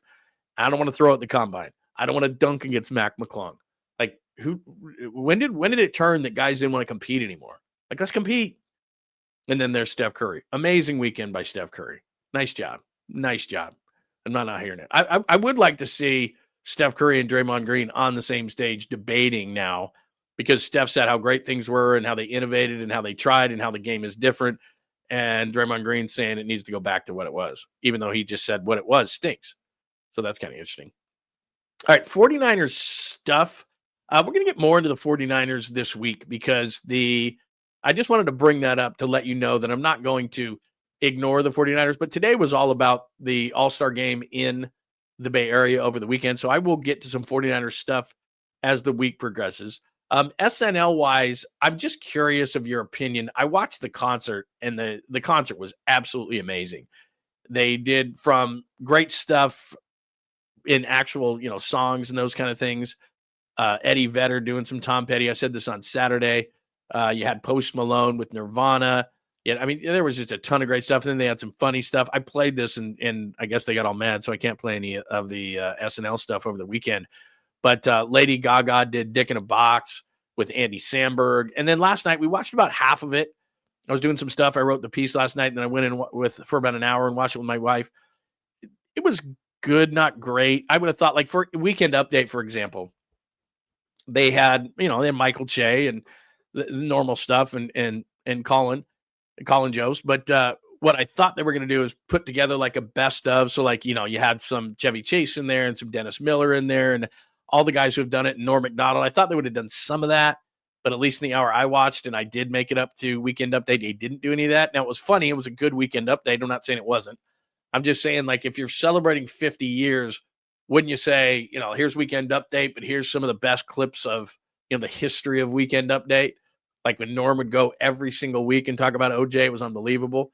Some of the great stuff that they did. Chevy Chase was amazing at it. So anyway, I would have thought there would have been just a little more of that. In the hour that I watched, they didn't. The best, and I don't want to ruin this for you, but one of the best parts was when Amy Poehler and Tina Fey did questions to the audience, and it was like anybody who's anybody. I don't know how NBC did it, but like Ryan Reynolds is there, and it was just like it was the who's who. It was just everybody. Kevin Costner is sitting there. And these are people that are just sitting there, like they're not even asking them questions. Ryan Reynolds, they did, but tons, and just star after star after star, and they're doing the Q&A with stars. John Hamm. I mean, it was just like, are you kidding? Like, what in the what? So anyway, that was cool. That was very, very cool. And then the one thing I did see, and I saw this on video, and I would have loved to have presented it to you, but NBC would have made me clip it out of the replay of the show today, was Adam Sandler doing the 50-year song. I would find that. I think it was pretty good. I think that whether you like Adam Sandler or not, he's hit and miss for me, certainly. But the 50-year song was really, really good that he did at the end. There you go. Phil Hartman, very underrated, by the way. And I know Rolling Stone did the list of SNL characters. Chris Farley, obviously awesome, but Phil Hartman, way underrated. Phil Hartman, way underrated. And his wife killed him. That thing was wild. But anyway, that was great. Phil Hartman was absolutely great. Tremendous. So, yeah, Steve Martin did the monologue of that. I don't know how I just popped that up there, but I just did. So that was pretty cool. I did not mind that at all. Let's see who got mad at me. Yeah, what they do is, let me clip this up there just so I can tell who got mad at you playing the SNL stuff. So all this stuff's copyrighted. And so some stuff I'll just play. Like I'll probably get in trouble for the TNT stuff, and then I'll have to clip it off. So when you watch the replay, if you do watch the replay, if you missed any of the show on YouTube, what you can do is you can go back and you can watch it, and sometimes be like, and I'll introduce something, and then it's like, hey, Lund, what the hell, bro? What did you do? Screw up? Now, what they'll do is they'll say, hey, we're going to put a strike against you in a copyright. So if you don't clip that out of your show, then we're going to, and if you get 3 strikes, then your channel gets deleted. So what I have to do is some places are cool, some places aren't. NBC clearly, and I never understand this because I'm playing your stuff, I'm promoting it. And so what's going to happen is they're going to go back. I think it's an advertisement. I'm giving you an advertisement. Like if somebody were to play a clip from my show on their show, would I say, "Yup, you can't play that. That's a copyright." No, you're advertising for me. So I'm advertising for Saturday Night Live. I'm advertising for TNT. I'm advertising for the NBA. I'm giving you all these freebies. And they're like, "Nah, we don't want that. We don't want that," which I understand. Do you want to be associated with the show? Probably not. But I'm sitting here talking about SNL and they probably like it. Like the fact I'm telling you, go back and watch the concert. Go back and watch the Adam Sandler 50 song. Go back and watch the Steve Martin monologue. Go back and watch Weekend Update. Like I'm sitting there saying, go back to it. And you're like, maybe I will, maybe I won't. Maybe I don't think Lund knows what he's talking about when it comes to comedy. I understand that. But I'm sitting there going, why would you make me cut that out of my show when I'm giving you a free advertisement? Nah, sorry, man. They're going to have to go find it on their own. Like so whatever. I think I understand certain things about media than other things. I just go, I'm giving you a free advertisement. Nope, clip it. And we're gonna shut this show down. Clip it out. All right. So that's what happens sometimes. Sometimes you'll look at the show and you'll be like, I went back and watched the show, and that one part you clipped it out. Yeah, because YouTube says if you don't, then we're gonna, So I try to give you as much as I can, and sometimes, and what happens is the big part about it is if I play a certain clip, they won't monetize the show that day. So, I try to make a couple of bucks on the show. And what happens is that they'll clip it. They'll say to me, "Look, you can't monetize the show. That means you'll be sleeping in a box in your backyard after you have to sell your house. And unless you clip this out, then they clip it out, or else the show doesn't get monetized or played." So even though I'm giving them a free advertisement, as I've said numerous times. All right. What else do we have? Let me get out to the lines because I have so I just did the SNL part. If you're watching on the chalkboard, I've got a Screaming A thing that's going to blow your mind in a minute. So let me go back through everything, and then let me go back through the chat to make sure that I'm not missing anything. And I certainly don't want to miss super chats or anything like that, because if you're going to donate to the show, I'm absolutely going to say hello to you. Yeah, this was pretty funny. This got to be a big, but again, people have to understand what SNL used to be. They used to push the envelope really hard, and it was like that was why it got as popular as it did. Is like, what's going to happen on the show? Antonio, friction with Tom Hanks wearing the MAGA hat on the Black Jeopardy skit. Yeah, everyone was getting all upset about that. But see, I think that kind of stuff, that used to be the thing. I mean, go back to the 70s and watch some of the shows. Chevy Chase and Richard Pryor. There's no way you couldn't do that anymore. You couldn't do any of that kind of stuff. Anyway, good to see you, Anthony. And see, this is what's great is I have no context. I have no idea in what context this is in, but I just wanted to say good morning to Anthony. That's the first thing I saw. I don't know what you're talking about, but yeah. But did you not like the monologue with Steve Martin? I thought the monologue was good. I mean, can you imagine the pressure too? It's like, okay, I'm doing the monologue for SNL 50. Best of luck with that. I think they could have done 4 or 5 hours with all the content that they had. All I was saying was, and I've got another hour to watch, I thought with some of it, well, you don't want to go too far back into nostalgia. When you were doing Weekend Update, I thought more nostalgia. Certain bits I thought that they could have redone. Like they did Black Jeopardy. They did a few different things. Will Ferrell came on there and did Robert Goulet. That was amazing. It might have been the best skit I saw. But I would have thought that they could have recreated certain things. Like, wouldn't you bring back, now maybe he didn't want to do it, but wouldn't you bring back, Christopher Walken or something like that? Couldn't you do some sort of a version as a follow-up? I don't know, to Cowbell. Like that would have been, I would have loved to have seen like certain skits as like a one-off follow-up. Maybe Christopher Walken's like, look, I catch some, because he said this before to Will Ferrell, like I'm this accomplished actor. I'm one of the best actors of all time. I've done all these different things, and the only thing anybody ever comes up to me about is cowbell. Hey, we need more cowbell. So maybe he just didn't want to do it. But wouldn't you have loved to have seen a follow-up to Cowbell or some of the best skits of all time? What do I know? Like I said, I sit there and say, I'm great at saying all these things, and then, come up with something. Yeah, that would have been great. What's going on? Todd says, anybody want arguably the best SNL skit ever? Look up Woody Harrelson, new marijuana apology. Enjoy. I didn't see that one. Really? Is it that good? Okay, I'm going to do that right now. See, now, if it was YouTube, they would just be like, oh, take that off. We're promoting you. Why would you want to do that? So anyway, good to see you. Very nice. By the way, Todd gets to stay up there for a while because I missed a super chat, and that's a cardinal sin in here. Can't do that. But no, I do not know that. I don't know that skit, so I got to make sure that I check it out. Good to see you. What else do we have people talking about? Did people see it this weekend? Did they like it? What did you think of the NBA in the Bay Area? Let me just talk about it. The All-Star game from a Bay Area perspective. I thought we played well. I thought we showed well.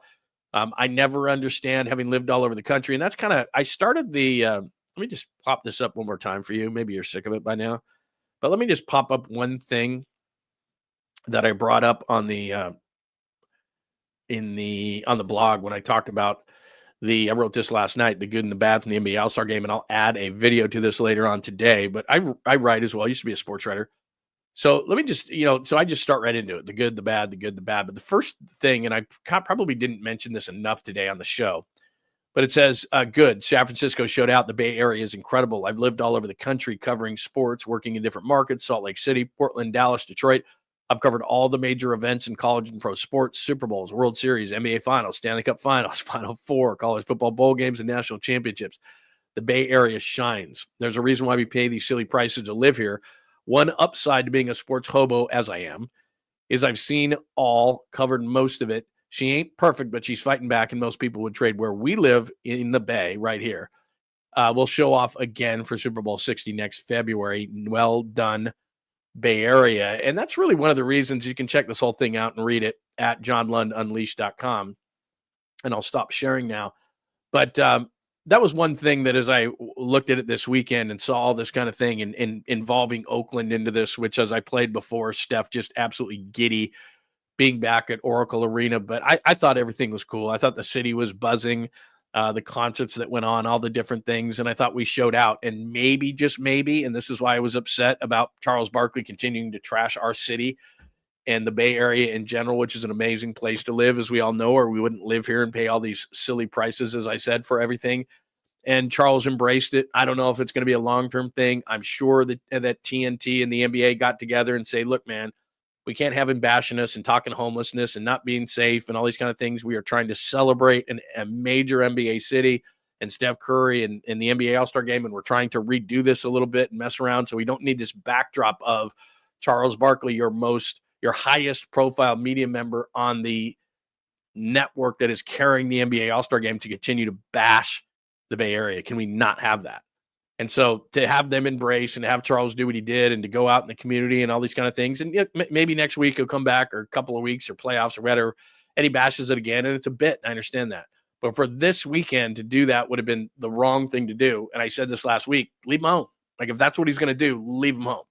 But he didn't. And he embraced it, and everybody did. And I think from a standpoint of the way that it, came out from a Bay Area standpoint, and this is why cities bid for this.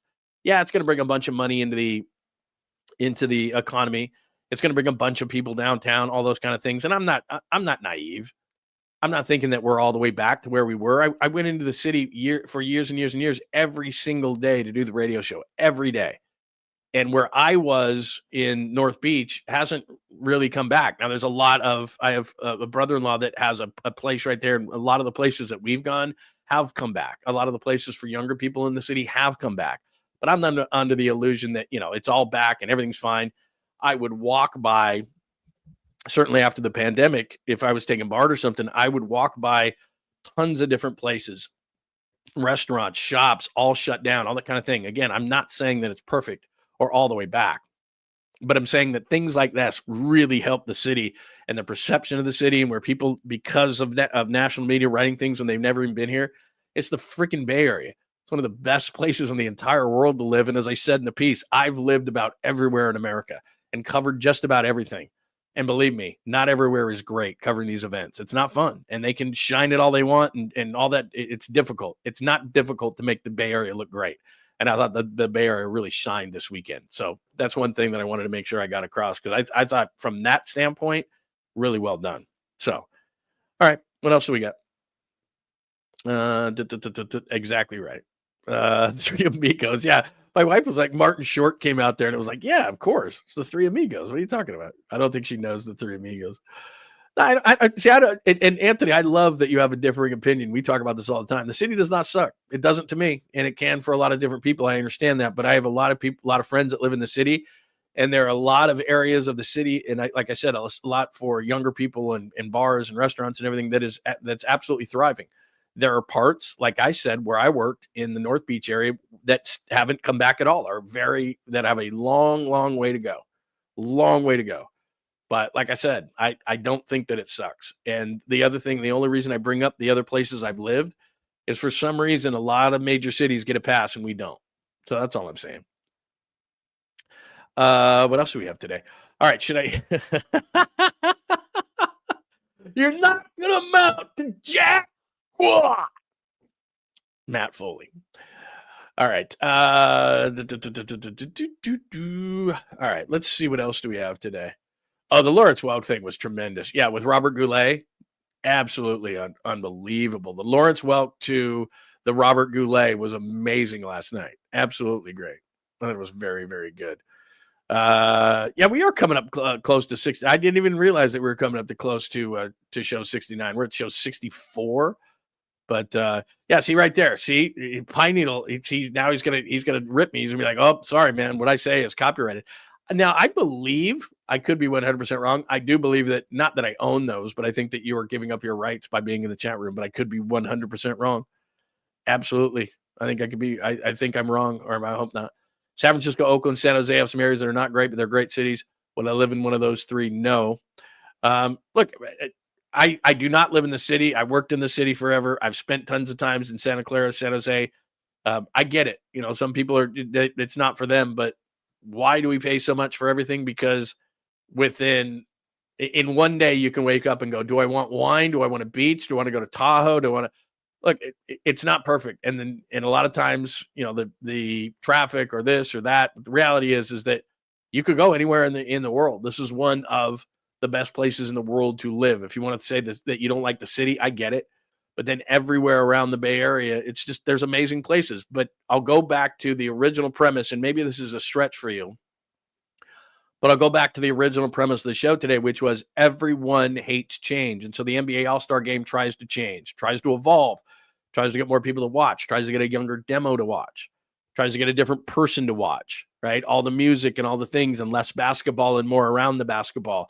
And people don't like change. Well, it's the same thing. They look at it and they say, well, it's just easier to complain.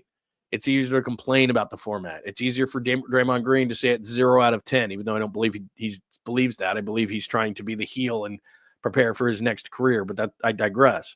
It's easier for people to just complain about things. And that's what has happened. So anyway, I don't want to get political. All right, let me do this. We're coming up on an hour and 50 in the show, but let me do this, because this scares me. Because people would, if I saw something like this 10 years ago, I would laugh.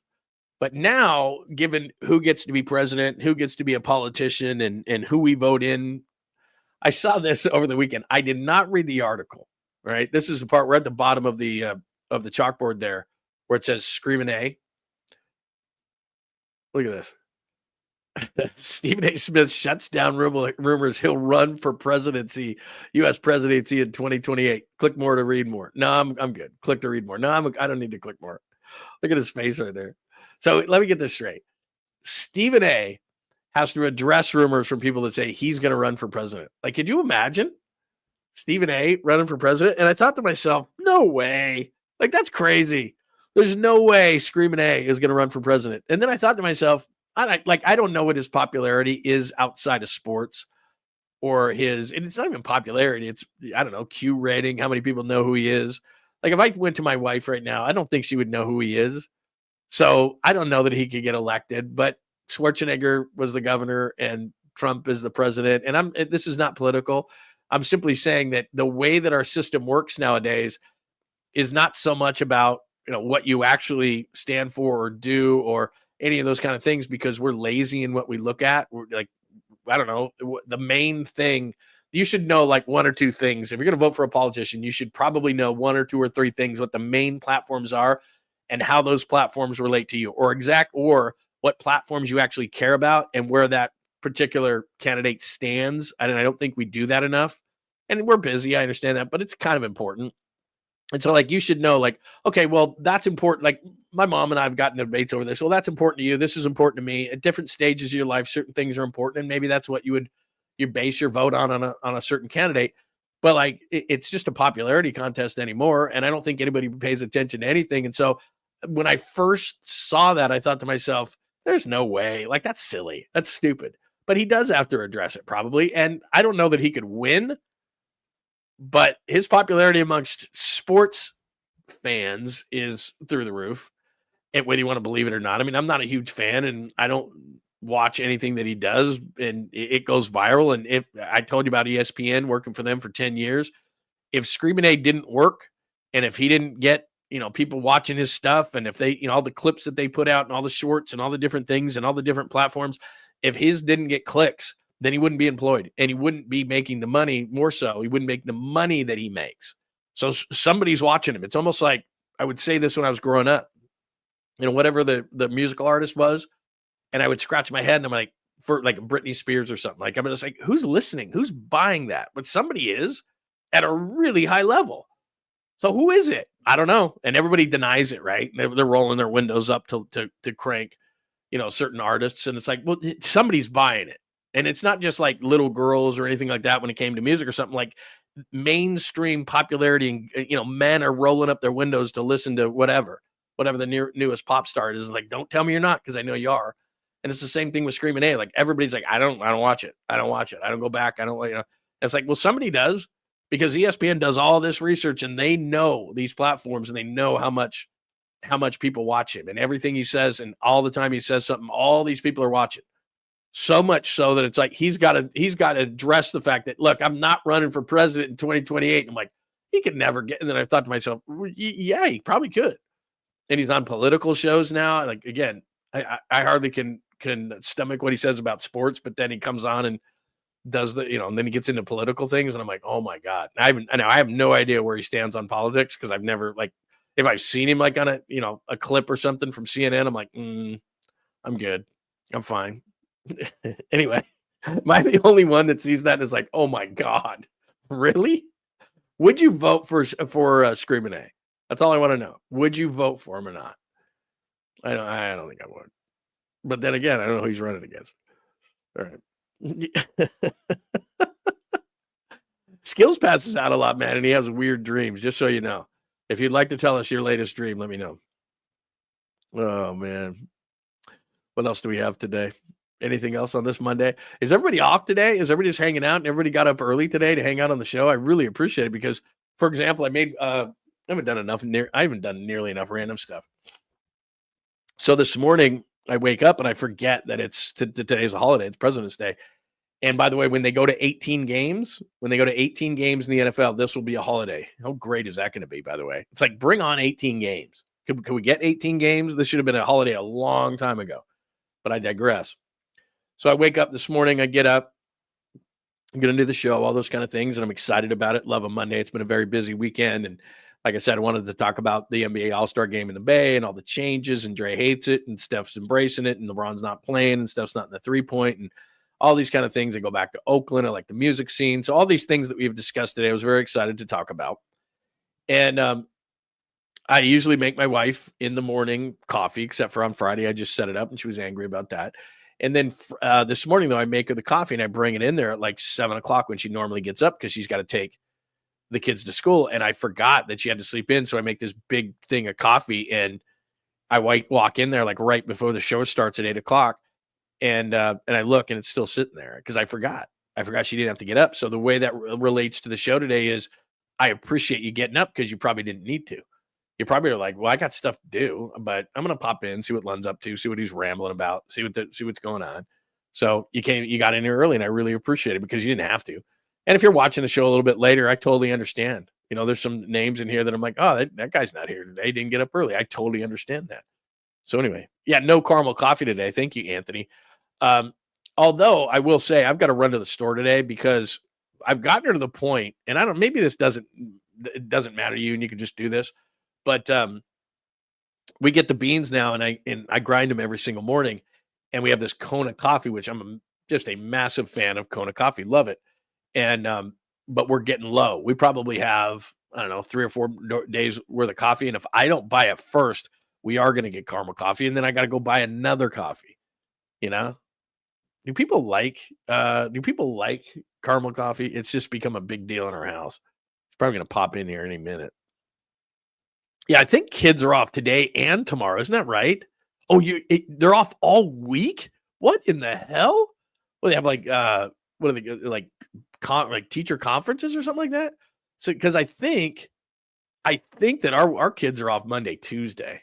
And I just sit out here in the studio anyway and ignore everybody. Hi, Michael. Good to see you cleaning the house and listening to Lund. That's very cool. That's very nice. Yeah, we got to clean our house too. The weekend just did a number on us. But yeah, I think our kids are off Monday and Tuesday. But there's 2 things. I never see them. I don't know if your kids are like this. 15 and 12. Is that right? 15 and 12. And they both stay in the room doing stuff on their either phones, iPads, whatever, all day long. And that's about it. I know my wife is taking our stepson to a movie and golf today to hit on the range today. And I bet our 15-year-old's like, no. And so I won't even, I'll just be out of here. I'm not going to do anything. What else do we have? Yeah, look, I like I said, I like that people have differing opinions on things. I don't happen to agree with Draymond. It says Draymond was brave with his comments about trash play format. If you just joined us, let me see what, well, he ripped the league itself, and then he ripped the format. So he's saying that all-star scoring records and things like that. Does anybody care remotely about that? I don't care who had the most in a game. I don't care who has most in a career. Like, people want to be entertained now. And I get that Draymond is old school, but the thing that's interesting about all of this is he doesn't like the way that the game is being played. He trashes the entire NBA and says that the game is terrible, but then wants to go back to an NBA All-Star game playing an old format when they're just trying to revitalize the sport and try to get more people to watch it. So anyway, continue, Draymond. Sorry, I cut you off there. See, I don't agree with that. I don't think that anybody cares about scoring records. I don't think players care about all-star scoring records. I think it's silly, and I think that things should innovate. I'm a big believer in innovation. There's a lot of people who kicking, screaming, dragging. I know that he's been in the league for a long time, but things need to innovate. Take it outside of sports. They tried to innovate this weekend. They tried different things. There's nothing wrong with that. And in your life, you have to do that. Sometimes you just have to evolve, and you're kicking and you're screaming. But the reality is that there's all this different technology. And the way that we consume a sport and we consume an all-star game, I think they need to look at it. You know, the NFL has 17, soon to be 18 games, and we would have today off. 18 games. That's the way that it goes. Every game is important. You don't have to fancy it up. You don't have to fancy up the playoffs. You don't have to fancy up the Super Bowl, although they have 9 million hours of coverage. It can stand on its own. The All-Star game can't. NBA games can't until the playoffs, and really deep into the playoffs generally. Baseball can't.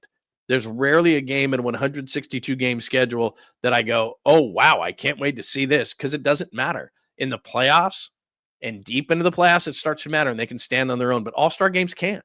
The Pro Bowl, which has turned into a skills competition, the Major League Baseball All-Star game, it's very simple to me for all of these. Where you start is stars play. Stars are in the home run. Stars are in the dunk. Stars are in the three-point. No offense to Steph. You did everything right this weekend except for one thing. You should have been in the three-point, especially in San Francisco. I know you're tired. Then it's on the NBA. You need 2 weeks off. You get 2 weeks off because we're going to make the All-Star game great. That's just the way it's going to be. That's where it starts, and then you go from there. Innovation is good. Doesn't always mean it's going to be great, especially right out of the gate. To call it a 0 out of 10, what Draymond Green is simply doing right there is getting ready for his post-career. I'm going to be the curmudgeon. That's what I'm going to be. I'm going to be the heel. That's what I'm going to be. I'm on TNT. I'm going to give this a 0. It's not a 0. You may not like it, but the innovation, by the very nature, you've got to say, it's almost like when you take a test and you put your name on there, you know, and it's like, okay, you get a point for your name. You get a point for innovation. At least you tried. Maybe you didn't like it. But the other thing, and I've said this from the beginning of the show today, then give me an alternative. If you're going to rip something and say it's a 0 out of 10, what would you have done? Would you have gone back to the regular format? You just ripped the league and said the league sucks. You just said the league is terrible, right? Every possession is like a chess match. It's accidental basketball. He couldn't have been more right. It was so refreshing to play against Bron because every possession is like a chess match. But you don't just get that on a regular basis. It's just who can run faster, who can hit more threes. It's no substance. And so I think it's very. He said it sucks, but he in one side he's saying that the new format is a 0 out of 10, but he just said the league itself sucks. The NBA All-Star game is running up and down the floor and dunks and threes and half-court shots and all this kind of things. It's what's wrong with the league times 100, the regular All-Star game, times 100. Some people think, I like it. I like Harlem Globetrotters. I like dunks off the backboard. I like Steph Curry half-court shots. I like all that kind of stuff. I didn't mind it. But if you're saying, Draymond Green, that the product sucks, which he just did, but yet I don't like the innovation of the way that the All-Star game's being played, then what do you want? Like you just said, the league sucks. The brand sucks on All-Star Weekend in San Francisco. You said the brand sucks. Then they try to innovate the brand, and you said that sucks. That just means you're just being a heel. You hate everything, and you're just trying to set yourself up for post-career. That's all you're trying to do. You're being that guy, and ESPN does this whether people want to believe it or not, and I think most do. Because I worked for ESPN for years, and it was like, what side you taking? What side you taking? What side you taking? Okay, Draymond, you're going to say 0 out of 10. Okay, got it. I'm the heel. That's going to be my bit. You can see through it pretty easily. All right, what else? I think we went through everything today.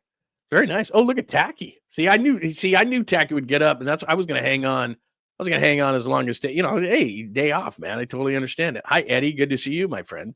Very nice. Oh, that's what it is. That's amazing. Midwinter break. Like when I was going to school, not to go get off my lawn guy, but when I went to school, let's see, you went till Christmas, right? And you got that 3-week thing in Christmas. And I grew up in Southern California, so we didn't get a spring break. Like I got a spring break in college. I never got a spring break in high school or anything like that. We just school. You get teachers conferences or whatever. You'd get a few days off here and there. You'd get all the normal holidays off in that, but there was no midwinter break. There was no spring break. You got a long ass summer. We got much longer summers. We got a long summer in which, as I told you, I got completely burned and white hair that was green because of the chlorine in the pool.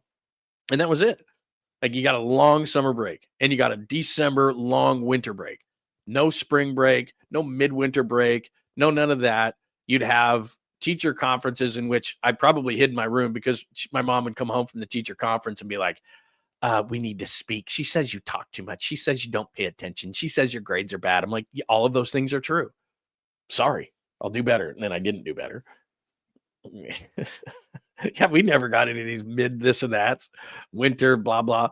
And you know what stinks about that? I could be wrong, but Joey, you can back me up on this stuff. It's like kids look at you nowadays as like, you've got to entertain me. And my mom was like, I'm not entertaining you.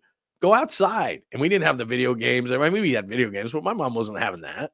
Like, she's like, no, get out. Like, I got a normal routine that I do, and you're not part of it. Get out.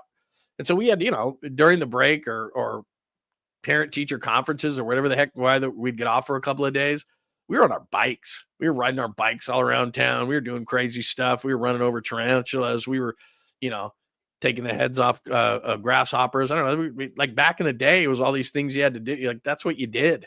You rode around. You found stuff to do. You played, games. You played, baseball in a field or something like that with like half the people you needed. You played over the line, like all these different things you played because like your mom wasn't letting you in the house. Like you'd go in the house and be like, hey mom, it's lunch. Can I get something to eat? She'd throw you like a sandwich, like a wrapped sandwich or something like that, a PB&J with like a banana. She'd throw it like out. She'd like put it on the mat, here's water. And no, again, not a bottled water.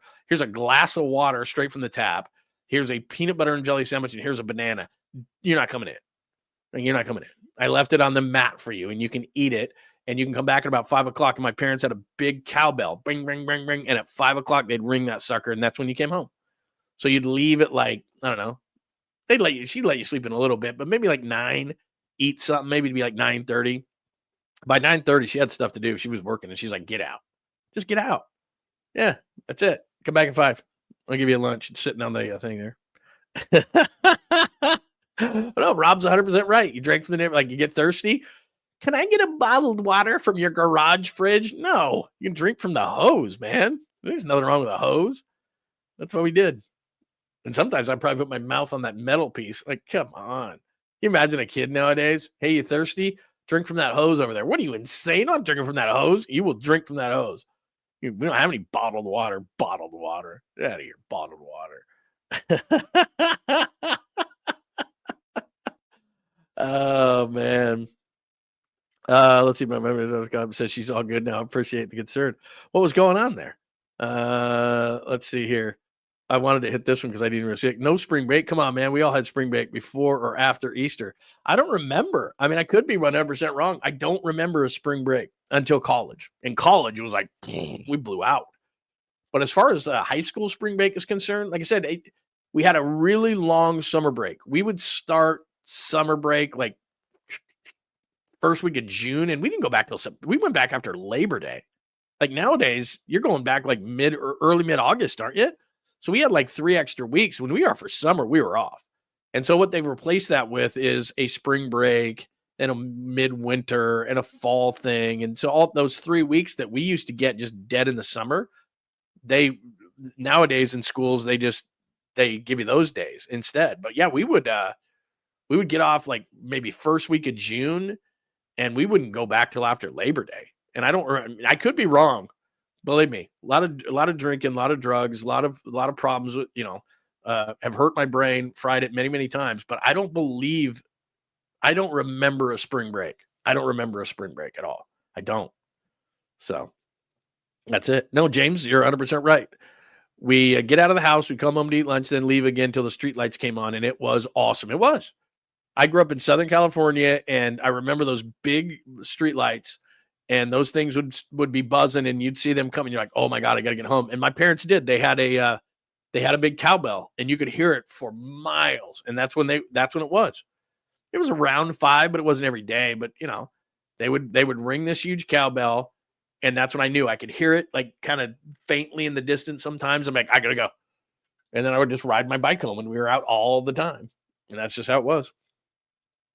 Are we missing anything else here? I don't think so, man.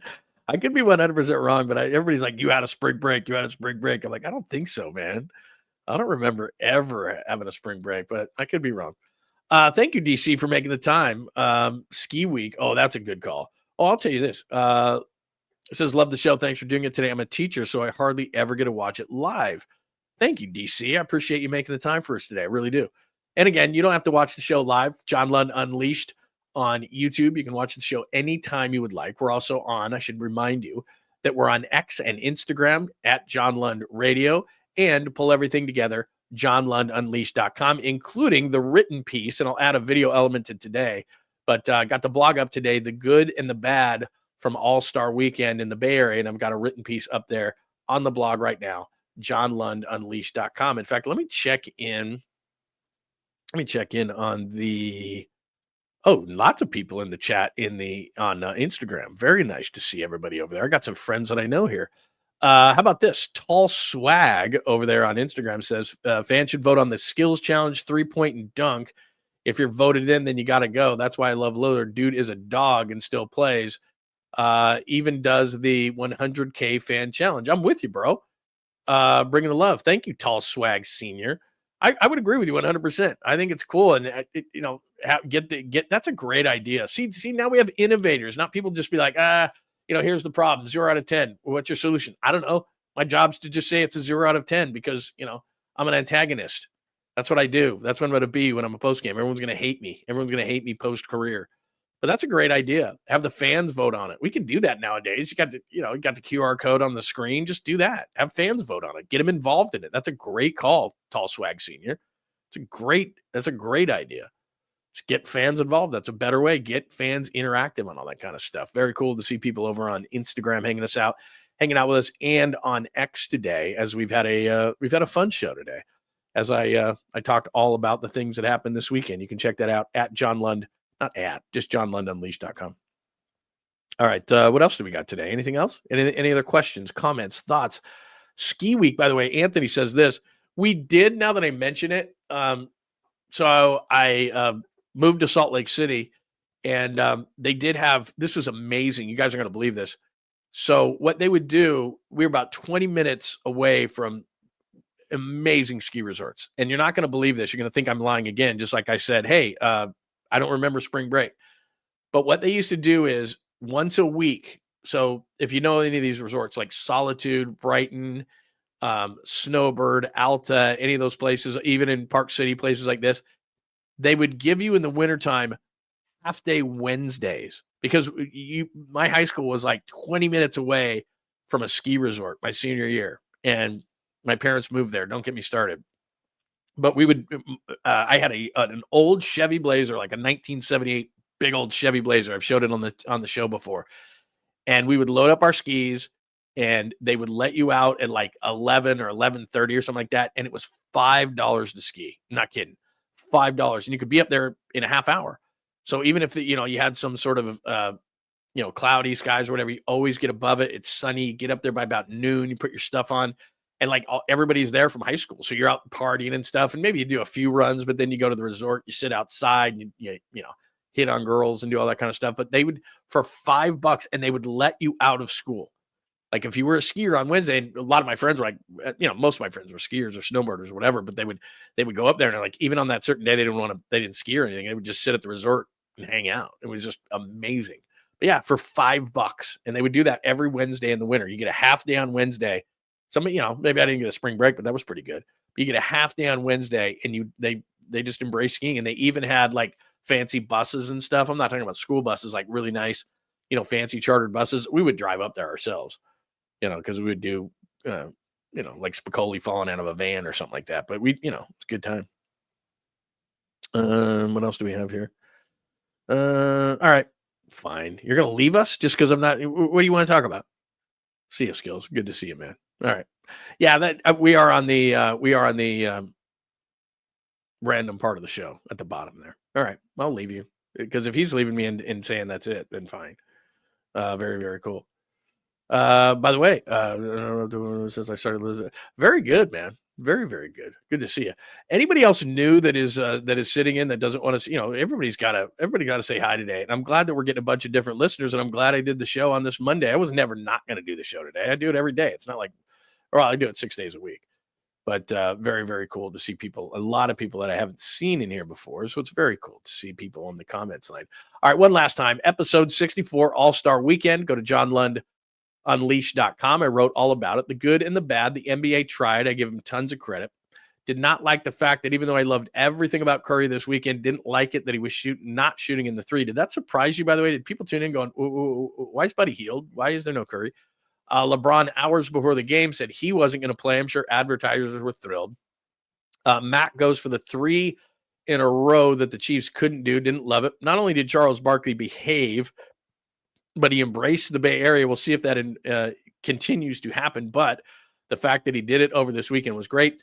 Too much back padding for TNT to me. I love inside the NBA and Shaq and Charles and Kenny and EJ, but it was a little much for me. But again, they carried the festivities. They paid for it. If they wanted to pat themselves on the back or do a funeral or whatever that was, they can do that.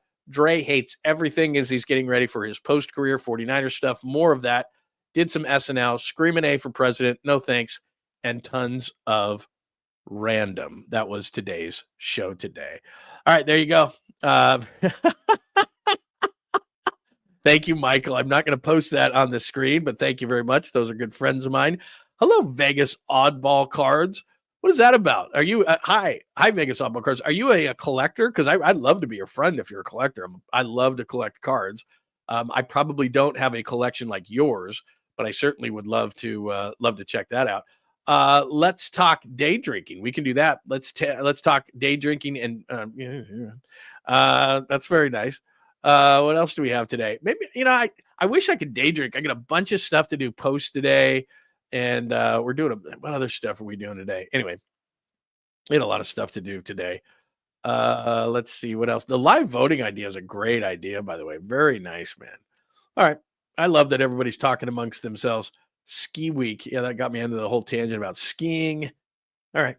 I guess that's it today. All right. Thank you so much for joining us. About 2:18 on the show today. Oh, whoa.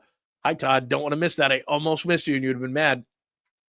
No, you don't hate to ask. Update on Tolbert. I think we're down to like 7 days. I think next week. I think a week from today, Tolbert on the. And it took me a minute. The one thing I will say, and YouTube doesn't make it the easiest. It's called the Tom Tolbert Show. I believe it's a week from today, and it's going to debut. So make sure that because he's got a YouTube page up already. So the Tom Tolbert Show, and he's got one video up there. It's a teaser video that he did. So the Tom Tolbert Show. Make sure that you subscribe to Tolbert, and I think it's going to be a weekly, and 3 days a week. He's going to do that, and we will be on each other's show quite often. Thank you very much. So thank you for asking, Todd. Much appreciated. And you made us have a great day today, Todd. So thank you very much. All right. One last plug for everything. Thank you so much for tuning in on a day that a lot of people have off, and you got up early and you hung out with us. We started at 8 o'clock. You can always watch this whole thing later. So if you got up a little late and you missed some of the great sports stuff in the All-Star weekend, you can go back and watch that. By the way, one more quick plug. If you don't want to go back, which you should, but if you don't want to go back, then you should definitely read the piece that I wrote, which I will add a video element to later. And that's the website right there, JohnLundUnleashed.com. But this is the blog part of it, the good and the bad from NBA All-Star Weekend. So I just rotated good, bad, good, bad, good, bad. So no Curry in the 3. NBA tried. Bad, too much TNT. Good, Chuck was on his best behavior. Bad, no LeBron for the All-Star game. Maybe some people do like that. Good, going back to Oracle for the practices. Bad, going back to Mac McClung to save the dunk. Good, celebrating music in the Bay. Bad, Kevin Hart. Good, the All-Star game format wasn't bad. Bad, not letting Steph Curry hit the final shot. Thanks, Zebras. And as I say at the bottom, hopefully it won't be another 25 years. Well done, San Francisco. Well done, Bay Area. Keep trying, NBA. And as I made this a theme throughout today's show, just remember, stars always shine. So I would just make sure that all the stars are constantly, 3-point, playing in the game, LeBron, all those kind of things. So anyway, check that out. You can see it and read more of it at JohnLundUnleashed.com. Please make sure you are subscribing, John Lund Unleashed on YouTube. Thank you for watching on Instagram and X. Anything else today? Just want to make sure that we are good to see you, JJ Raider. Better late than never. Very, very nice. I like that. Anything else that I missed? We need Will Campbell. I will make sure that I get more as the month progresses into NFL draft talk. We'll make sure that. Let's see, what else do we got here? I think that might be it. Love you too. Love you back. I filled it in the underworld of the place. Yeah, fill me in, man. Fill me in on the underbelly of that. Yeah, I was Beanie Lund today. I got to be honest. As the open says, I brushed my teeth. I need to shower. But you know why I didn't? I know this is a bad excuse, Fozzie, but the reason why I didn't is because, like I said, my wife, we're in the same room, and we have one of those sliding doors so I can go into the shower. And believe me, she doesn't want to see me naked first thing in the morning or ever. But I didn't want to wake her up. So I probably should have, and therefore I put on a beanie.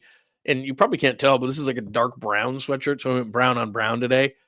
Don't frown on the brown. So anyway, what else do we got? Anthony doesn't even want any LeBron. There you go. Can he just retire?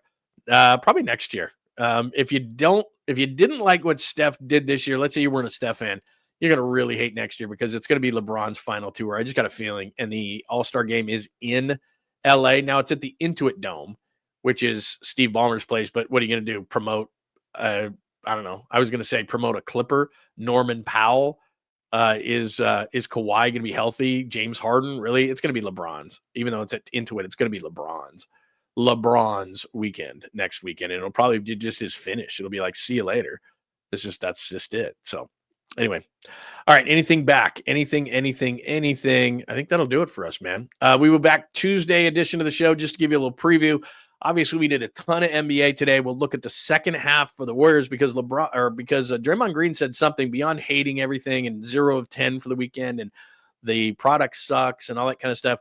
He did say something interesting about the second half of the Warriors season. Plus, we are getting into, what is today, the 16th already? So we're close to the combine, so we'll start looking at some NFL stuff. And there are some 49ers rumors floating around. So we have a ton. Plus, there's this thing called spring training. I don't know if you saw that. So I got some spring training stuff for you as well. So a ton to get to this week. Do not move. Lots of guests lined up, including there might be that one that's making a debut of a show. So all good this week. Thank you, Gabriel. Good to see you, my friend. Lots of good people in the room today. For those who are new, welcome, welcome, welcome. Please subscribe. Thanks for checking us out. You had the day off, so you got to tune in today. Very cool. If you missed any of the show, all you got to do is go back to the beginning. We talked tons of sports, or just go to johnlundunleashed.com. You can read about what I thought about the All-Star weekend and much more. Have an amazing day off on this Monday. I will speak at you tomorrow at 8 a.m. Remember, we'll also post a story of the day, more videos, short, so make sure those alerts are on at John Lund Unleashed, where you should subscribe. Have a wonderful day, everybody. Thanks for hanging out with John Lund Unleashed. We'll try to be better next time, though I wouldn't hold my breath. Please like and subscribe on the John Lund Unleashed Pod YouTube channel. Watch live shows weekdays at 8 a.m. on YouTube, Instagram, and X. And make sure to have your alerts on for shows throughout the day or night. All things Lund can be found at johnlundunleashed.com. johnlundunleashed.com. Goodbye!